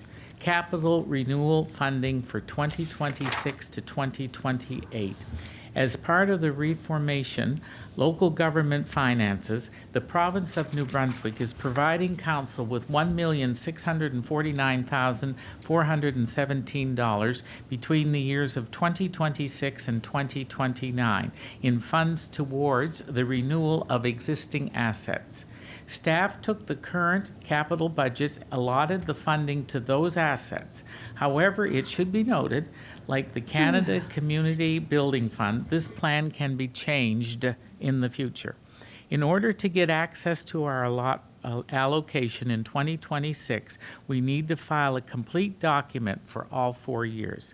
And the action and motion before council is that the council of the town of St. Andrews move that the document titled Town of St. Andrews 2026 to 2029 Capital Renewal Plan, CRP, for the Capital Renewal Funding, CRF, allocations be adopted. I so move, Your Worship. Thank you, Councillor Heenan. Seconder, Councillor Bennett. Any further discussion, Council? Councillor Weir. Thank you. My understanding, this is almost a placeholder for capital expenditures over the next 4 years. So I guess we'd be fools not to pass it. That'd be a good way to put it. Well, essentially. So I guess the way I look at it is all you can really affect, because it's the last year of your mandate, is what happens next year. And then future councils can do what future councils would like to do.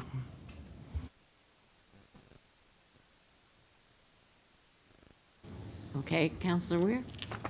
Thank you, Mr. Spear. Any further discussion? All those in favor, say aye. Contrary minded? Abstain? One abstain? No? You're voting for it? Okay. Then it's carried by all. All right. Now we are Public Works and Public Safety. Councillors Bennett and Neal, there's nothing. Economic Development, Business and Culture Committee, Councillor Weir, there's nothing there. Recreation and Environmental Committees, Councillors Gomichelle and Blanchard, nothing. And here we are at Planning and Community Development Committee, Councillors Harlan and Heenan. So take it away. Thank you, Deputy Mayor. Sorry, Councillor Harlan. Well, no, I didn't want to step, but they're really on page 166? 167. Yeah, there's a letter there that didn't really have any motions or background. So if you don't mind, I can start on that. Okay. And then just, so this is regards to Harbortown Builders' proposal on Mowat Drive. And council agreed last month to send it to PAC for their approval, or for their review, sorry. And they said in general they support this bylaw, but they had 3 recommendations that is before you, and it can be worked into the zoning bylaw that has the conditions of the zoning bylaw that are here, if you'd like to. There's been discussion, I let the Harbortown Builders, the proponent, know. They didn't really have any comment, but there could be 1 or 2 of those that I question whether it's a good idea or not. So if you don't mind, Councillor Harlan, I can just lead through these and just get councils. So one of the things was that the committee, that the chain link fencing is allowed to serve as a barrier between properties, though they so basically a wood style fence to be put up. Specifically, I don't know if it's all around or just really in the rear and against the other property. I think there's supposed to be a barrier of trees, if I'm not mistaken anyways. So I don't know if that's necessary, but if council feels they'd like to do that, it's certainly there. There was a note that someone picked up that, if you remember, the new layout has a road that goes around the back to garages, and the front of the house faces a common garden area or green space in the front of or in the middle of all the homes. And somebody did pick up that there should be a back door to the layout. Their case in point, which isn't a bad one, is that if Amazon or whoever, a courier service comes to deliver something, where are they going to put it? But I don't know if that's really within the mandate of the zoning bylaw. That's a far reach, and the builder said it's not a big deal to him anyway. It's you might be able to build it in, but that's abnormal type of recommendation. Maybe after I'm done, I'll let Mr. Henderson talk about it. And they would like to say there's a little bit of discussion back and forth. Basically, that the homes could not be used for short-term rentals. Long-term, they're kind of okay with if somebody bought them. And then their case in point was that, maybe somebody, it's a seasonal resident who's gone for 5 or 6 months in the wintertime, and it'd be okay, but they didn't want anything under 30 days. I think by the zoning bylaw, it's already built in that it's not supposed to be, but it might be good to build that directly into it. And I've caught Mr. Henderson without a copy of the letter, so I'm being really prepared for it, so I'll give him my copy and speak about the 3 bullet points if the planners have any recommendations or. So, Mr. Henderson, would you like to speak on this? Thank you, Your Worship. So basically what I would say with this is the kind of thing you can take up and you can add it with your conditions on the integrated development zone. So that zone is basically the conditions that council wants to impose, and it's essentially to provide guidance to that use and how it develops. One thing just to note is veering away from conditions that might change the nature of the application itself. So if you were to require, let's say, entrances facing the exterior drive, one of the things that might be potentially problematic would be, is it changing it from a pocket park neighborhood to something where you have just a development on a street, where those could become the main entrances over time. No, they wouldn't be the service entrance. So it's one thing to note. This is definitely probably within council's purview, but you want to make sure your conditions don't impose a change of the application itself. So is it still a pocket park community where all the houses are facing the shared, common green, or is it just a development where they're facing onto the shared driveway, and in which case it's not really a pocket park community anymore? So that's one thing just to note, and the rest of it, if you have the space for the fence plus the trees, that would just be something to navigate. But I always just a little bit leery of a condition that might change the whole application, is all. Thank you, Mr. Henderson. Okay. So now we go on with the. So I guess we do require some direction from council if you want Okay. us to amend the zoning bylaw that we'll bring for probably both readings at the 15th. So on those conditions on page 166, and maybe Councillor Harlan could speak to it a bit too as she's on the committee.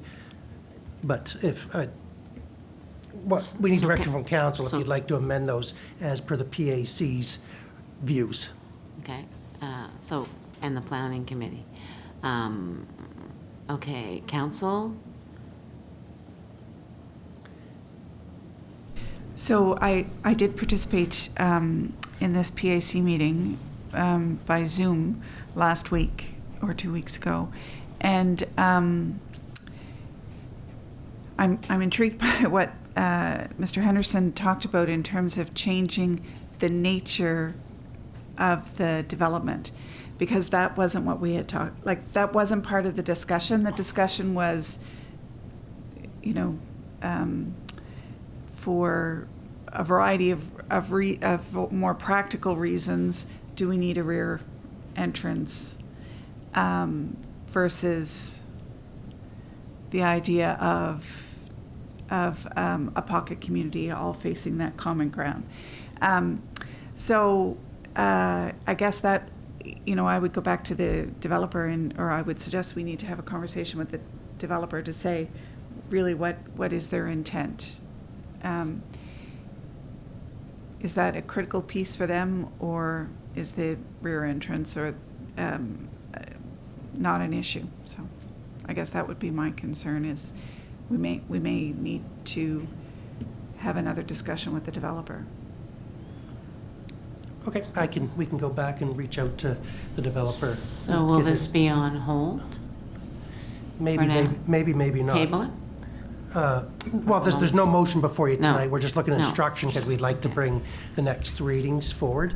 But we'll have a talk with Harbour Town and see what their thoughts on any of these are. And Okay.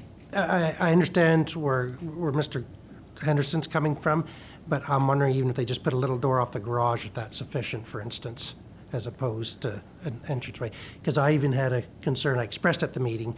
We don't know, because these are smaller homes, supposedly affordable, and they haven't submitted formal plans yet. They're still working on them. But hypothetically, if the front door's towards a pocket park, we don't want to make sure they're trying to put a door in a bedroom, for instance, right?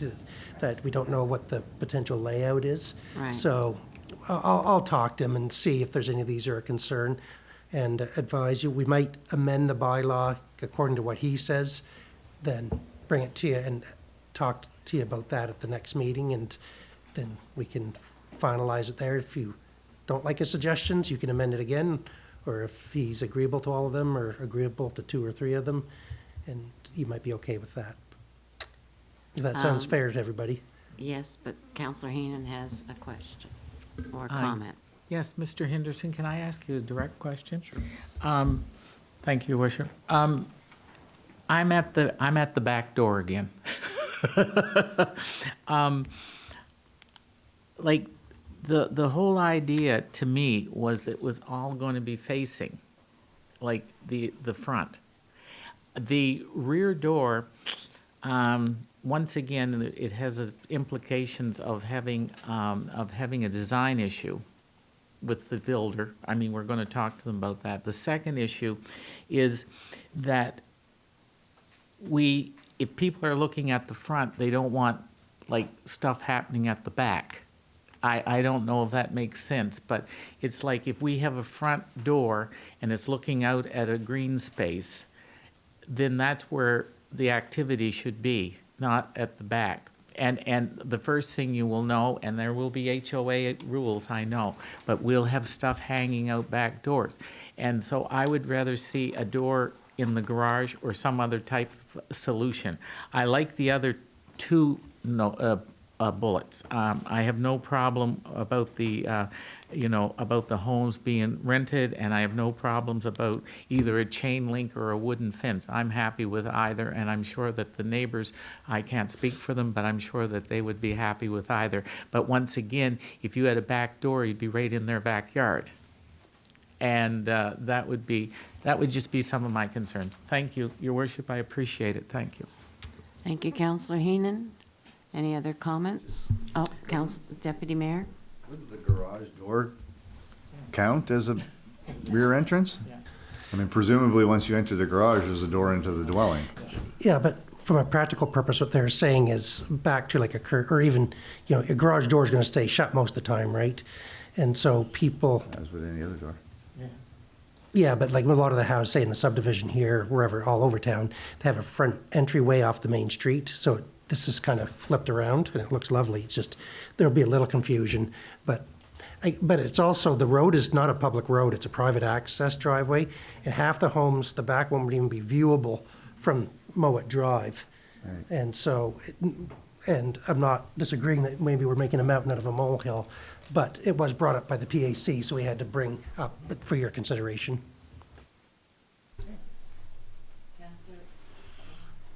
Councillor Go-Michelle. Thank you, Worship. Just wanted to throw in that in all the years I've been sitting here, this project had the most people come forward and speak in favor of it, of anything that I can recall, with the exception maybe free cake on Canada Day. We heard from all the neighbors who were very in favor of the project, so I think working with the proponent and a quick conversation with some of the adjacent neighbors could sort this all out and we could get them up and going quickly. Thank you, Your Worship. Thank you, Councillor Go-Michelle. So, Mr. Spear, I think just, Your Worship, just got oh, put sorry, my hand up Councillor for a bit there. Blanche. Thank you. Yeah. Sorry, I forget about you on there. No worries. I just wanted to say, while I appreciate the feedback from the PAC, I'm not necessarily in favor of making any changes if it's going to delay the process here at all. Like I said, I appreciate the comments, but again, not knowing the internal layout of the homes, I don't know what a back door would do or how it would how they could squeeze that in, how they could fit that in based on the interior layout. And again, I don't want to change anything, as Mr. Henderson said. I don't want to change the intent of the design of the entire area by adding that back door. And again, to the point about short-term rentals, I think we're all in favor. Well, I can't speak for everyone, but certainly I'm in favor of that. But it's already covered through the zoning. So again, I'm not interested in adding additional detail where we don't need to add detail. So I just wanted to make that point. Thanks. Thank you, Councillor Blanchard. Anybody else? So you're going to talk to the builders to see what their thoughts are? Yeah. Is what the suggestion is from council. That's what I'm reading. I'm sorry. Yeah, no, that's correct. Can I respond to Councillor Blanchard? You Just may. one. The only thing was, he's not wrong when he says that it's already in the zoning not to have short-term rentals there. Yeah. But bluntly, most people aren't that aware of the zoning bylaws in a community. And to me, it's better to explicitly say you can't do it instead of for them to go back and look through the zoning to make sure it's allowed and find themselves not in compliance. So that was the only reason. And Mr. Gopen, who attended the meeting, said the same thing. It's already built in. But to me, it's just from my experience, it's better to state it right there. It might be just making sure. Is the only reason we thought it'd be good to state it hard and true so everyone is on the same page. Okay, Councillor Blanchard, does that answer the questions? Comments? Oh, Councillor Blanchard, you're okay? Thumbs up. And Councillor Harlan. Just to Councillor Blanchard's point, though, is this going to cause this won't cause a delay, will it? It shouldn't. It depends. So let's just, for instance, Putting a back door in will. Because it'll change it from a pocket park to something else. Well, we have to talk to the developer first. After the meeting at PAC, I saw his truck out there, so I walked and met him at the hockey rink as he was getting off the ice, just to let him know how the meeting went, and he didn't think it'd be that big of a deal.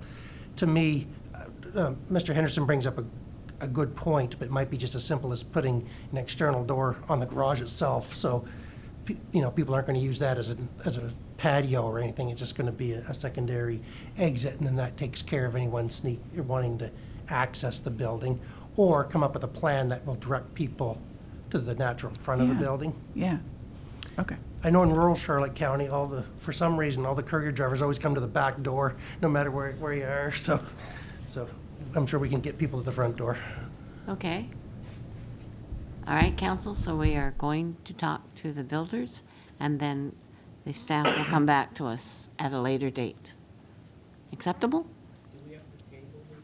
No, it's not a motion, so we don't have to table this. It's just directing staff to do something, which we do sometimes. So thank you, council. Thank you, Mr. Spear. And now we're on to request views by PAC for the municipal plan. Okay. Councilor Harlan. Reference number PCD 251203. And the subject is request the views of PAC for bylaw MP 25-01, municipal plan bylaw. And the background is as follows. Council and planners have been working on a new municipal plan as required by the province as a result of the amalgamating Bayside and Shamcook through local governance reform. The first draft of the municipal plan was provided for residents, and public consultations were held by planners from Service New Brunswick, SNBSC. Council and the planners further workshopped feedback received in the consultations regarding the municipal plan in a staff meeting on November the 10th, after which the planners provided an updated draft to council at the regular council meeting on December the 1st. Staff recommends council send the latest draft of the Planning Advisory Committee to request their views on the plan. And the motion is as follows, that the Council of the Town of St. Andrews request the view of the Planning Advisory Committee on the draft municipal plan MP-25 as per the Community Planning Act, Section 110, and I so move. Thank you. Seconder? Councillor Bennett. Any further discussion, council? Oh, Mr. Henderson. Sorry. That's all There's a right. counselor want to jump in. I just wanted to note there's an error that should be corrected. Okay. Map 9, page 9, map 1. It doesn't show the change to the Harkness-Glebe Road sections for the rural settlement. Okay. You can see that change that was directed by council is reflected on map 2, but map 1 on page 9, that version that was sent to council unfortunately didn't have the corrected map. So if council is to send this to the PAC tonight, my recommendation would be to make a minor modification to staff to include the correct version for map 1. Okay. One. Correction. So that's a friendly amendment. We don't have, no, it's not. We don't have to do anything? When it comes to the CPA, there's no friendly amendments. You have to do everything by the So book. we have to do an amendment to include that map correctly. So could I have someone move that? Councillor Heenan, seconder. Councillor Bennett. Now, do you have that down? Mr. Spear? Move to amend? Map 1, before it goes to PAC. Heenan and Bennett. All right, now we need to vote on the amendment. All those in favor, say aye. Contrary minded? Carried. And now we're back to the first motion. All those in, any further discussion? No. Okay. All those in favor, say aye. Contrary minded? Carried. Thank you, Councillor Harland. That finishes us off. Thank you, Mr. Henderson. Thank you, Mr. Henderson, and thank you, Mr. Spear, for all the input. All right, now we're into new business. No new business. Yay. Question period. For those in the audience, do you have any questions? Do you have a question or a comment? Hi, come on right up. I'd like to thank everybody for your time tonight, and the budgets are very difficult to do. I've been doing budgets for 20-some odd years. And I just wanted to make a recommendation that maybe the town look into having a reserve budget. I used to work with 2 different budgets, operating and reserve, and when you had things like the Zamboni, once you got a new Zamboni, you calculate out what the lifespan is, and you start making little deposits every year, so then when it comes up for change, you already have the money for it, and you don't have to budget for it. And when you have water main breaks and things, I always had a budget for that per year. It is very disruptive to try and change a complete water main underground, and it's always been recommended by people who've been, at least to me, been recommended to me to only deal with it as it comes up. And I was dealing with something that was over 50, 60 years old. So, you know, we would have 40 grand a year in case there was a water main break or manhole or something like that. So, and if you didn't use it, the money goes back into the reserves. It keeps gaining interest and things like that. So it really helps with those planning of the capital expenditures, and it actually helps with the operating as well. And then when you have money left over in the operating, you can put it in there, which is gonna, again, save you money in the future. So I think what Councillor Weir was saying is that, you know, maybe we should be looking at a different way of approaching and maybe adding a bit more to it.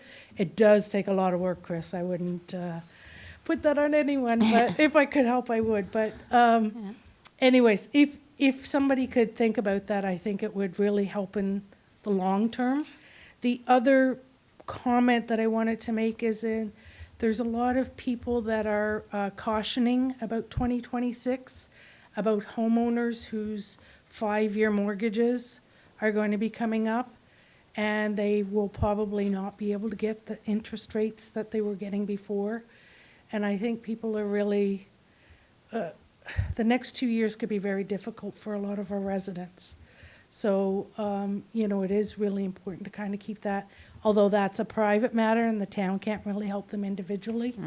Controlling the tax assessments was a great step towards acknowledging that the next couple of years could be difficult. Thank you. Thank you very much. Would you please give your name because it's, you didn't do it at the beginning? Sorry, I've got a That's bit of okay. a cold.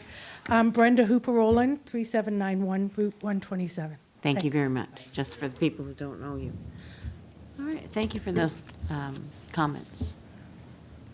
Okay, so any questions from the online? Or comments from the online? Mac? Nobody with comments on Zoom or email. Okay, so we are at Councillor and Deputy Mayor's comments. Councillor Weir. I'll make one comment with respect to what Brenda, I'll make one comment with respect to what Brenda mentioned about the mortgage rates. In 2021, I convinced a lot of people to get rid of their variable mortgages and lock their mortgage rates in at 2.59%. I still remember what it was. And they questioned me whether that was a smart idea or not, but I convinced them it was. 5 years is up, 5 years from now, that the 2.59 ceases, and who knows what the interest rates will be then. But they'll certainly be higher than 2.59. And it is something we have to be aware of with that portion of our citizens that are holding mortgages. They're going to get hit, and perhaps hit hard, who knows. Thank you. Thank you, Councillor Weir. Anyone else? Councillor Heenan.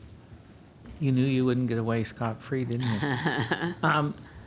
I'd just like to say a huge thank you to the town staff, and included that is the folks who work at the town hall.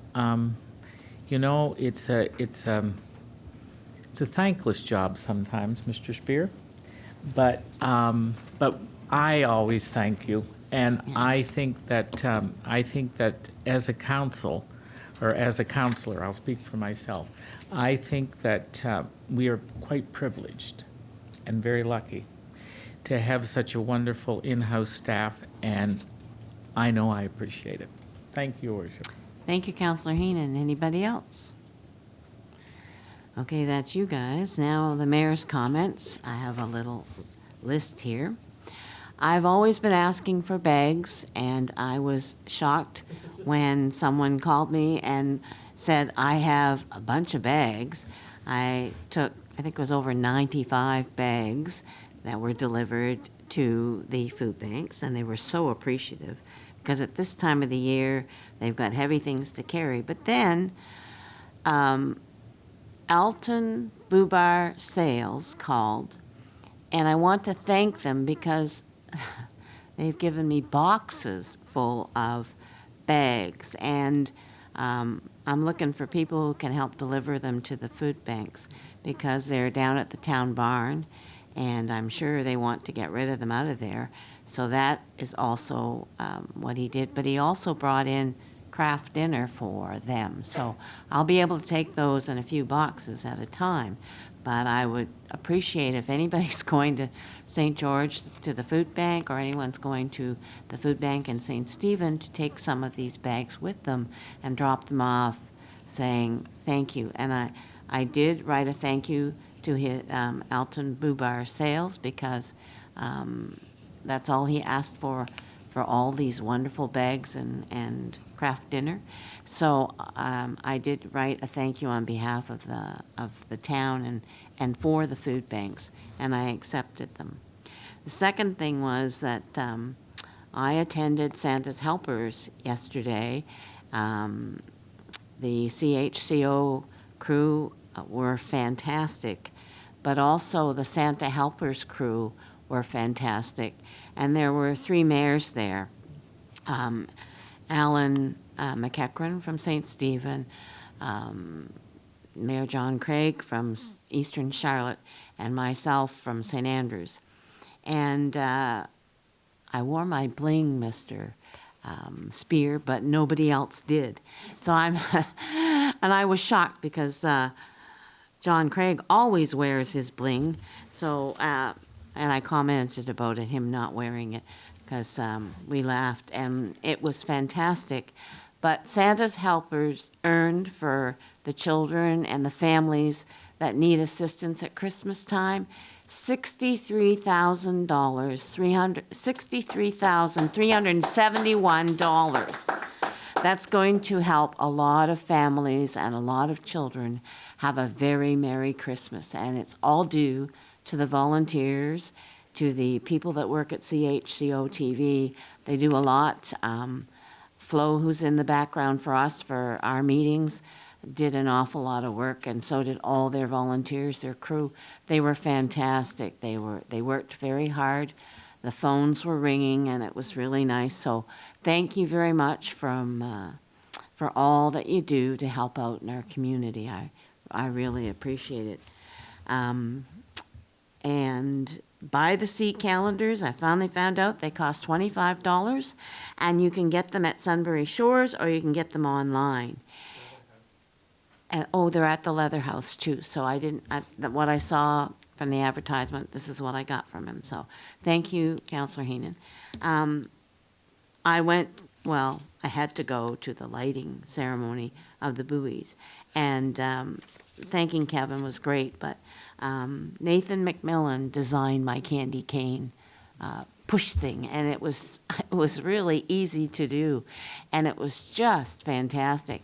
I, too, have not seen that many people, and people kept coming up and saying how they liked the candy cane and they liked the buoy tree, and that the lighthouse on the top was really nice, but they think it should have more lights on it because it's very dark in the middle. I said I would pass that along, but I didn't want to say that to Nate because he'd probably get mad at me, but because I already teased him enough on when we were doing the lighting, but it went off very, very well. Are you going to interrupt me? A little bit, just to add something to that, though. The lighthouse on the top is an exact replica of the lighthouse on Patrick Street. Pendlebury. The Pendlebury Lighthouse, thank you. You're welcome. I knew I couldn't say it, I'd start, but, And I'm I know losing it. that. Yeah. I know that, but they could. No, what I was going to say, though, they're raffling it off. They are going to, not that one. They're going to make another one, aren't they, and raffle that one? Well, I don't know. don't know. Kevin, I thought, said they're going to raffle that one and maybe make another one And make a new one for next year? And so the Okay. money will go again to the food bank. So if you're downtown that's at the Red awesome. Herring, they have raffle tickets for the Pendlebury Lighthouse. It's about I didn't know 4 where they feet were tall, selling and them. I'll tell Terry to buy some big floodlights to hit the top of that tree next year. So let's see if we can get that put up. It was very nice, though, and the crowd was lovely. I walked around through the crowd, and they were amazed at how much they raised with the buoy tree, and the fact that it went off without a hitch. So I thank our staff again, because we do have one of the best staffs. I've always said that, and in the town office and those guys on the street, they're fantastic. So thank you very much. And all I want to say is that we probably will see you on TV, but Merry Christmas and Happy New Year from all of the council. And I thank you, council, for helping me get through this time that I've been in the interim for the ex-mayor. I will say Augustino, when I was on the show with Augustino, he was very upset because Mr. Henderson wasn't there, and I was there, and I didn't have a flashy costume like Augustino had, but I still participated and did the job. So, and that's all I have to say, and we have to go into closed council. So, closed session. So thank you very much, and you guys, everybody have a very Merry Christmas and a Happy New Year. We'll see you in the new year, if not before. And so we have a closed session, and it's at 8:48 p.m. that the council will move into the closed session per the Local Governance Act of Section 68. We don't know. Something. So we'll put that back, we'll put that in there, but at 8, so I need a, oh, look at them Actually, Your all Worship, go. just to hold off for half a second. We are supposed to announce that. Okay. Just- So yeah, hold on. I knew that and supposed, then I forgot before I came It says tonight. contract negotiation, Yeah, but we don't have a number. section I. Section 9? I, as in Oh, section ice I, cream. sorry. Okay, so section 68I, and I need a mover, Counselor Heenan, and seconder, Deputy Mayor Neal. All those in favor, say aye. Contrary minded? Carried. We'll give you a few minutes to get out of here, CHCO, and then we will continue on. CHCO. Thank you.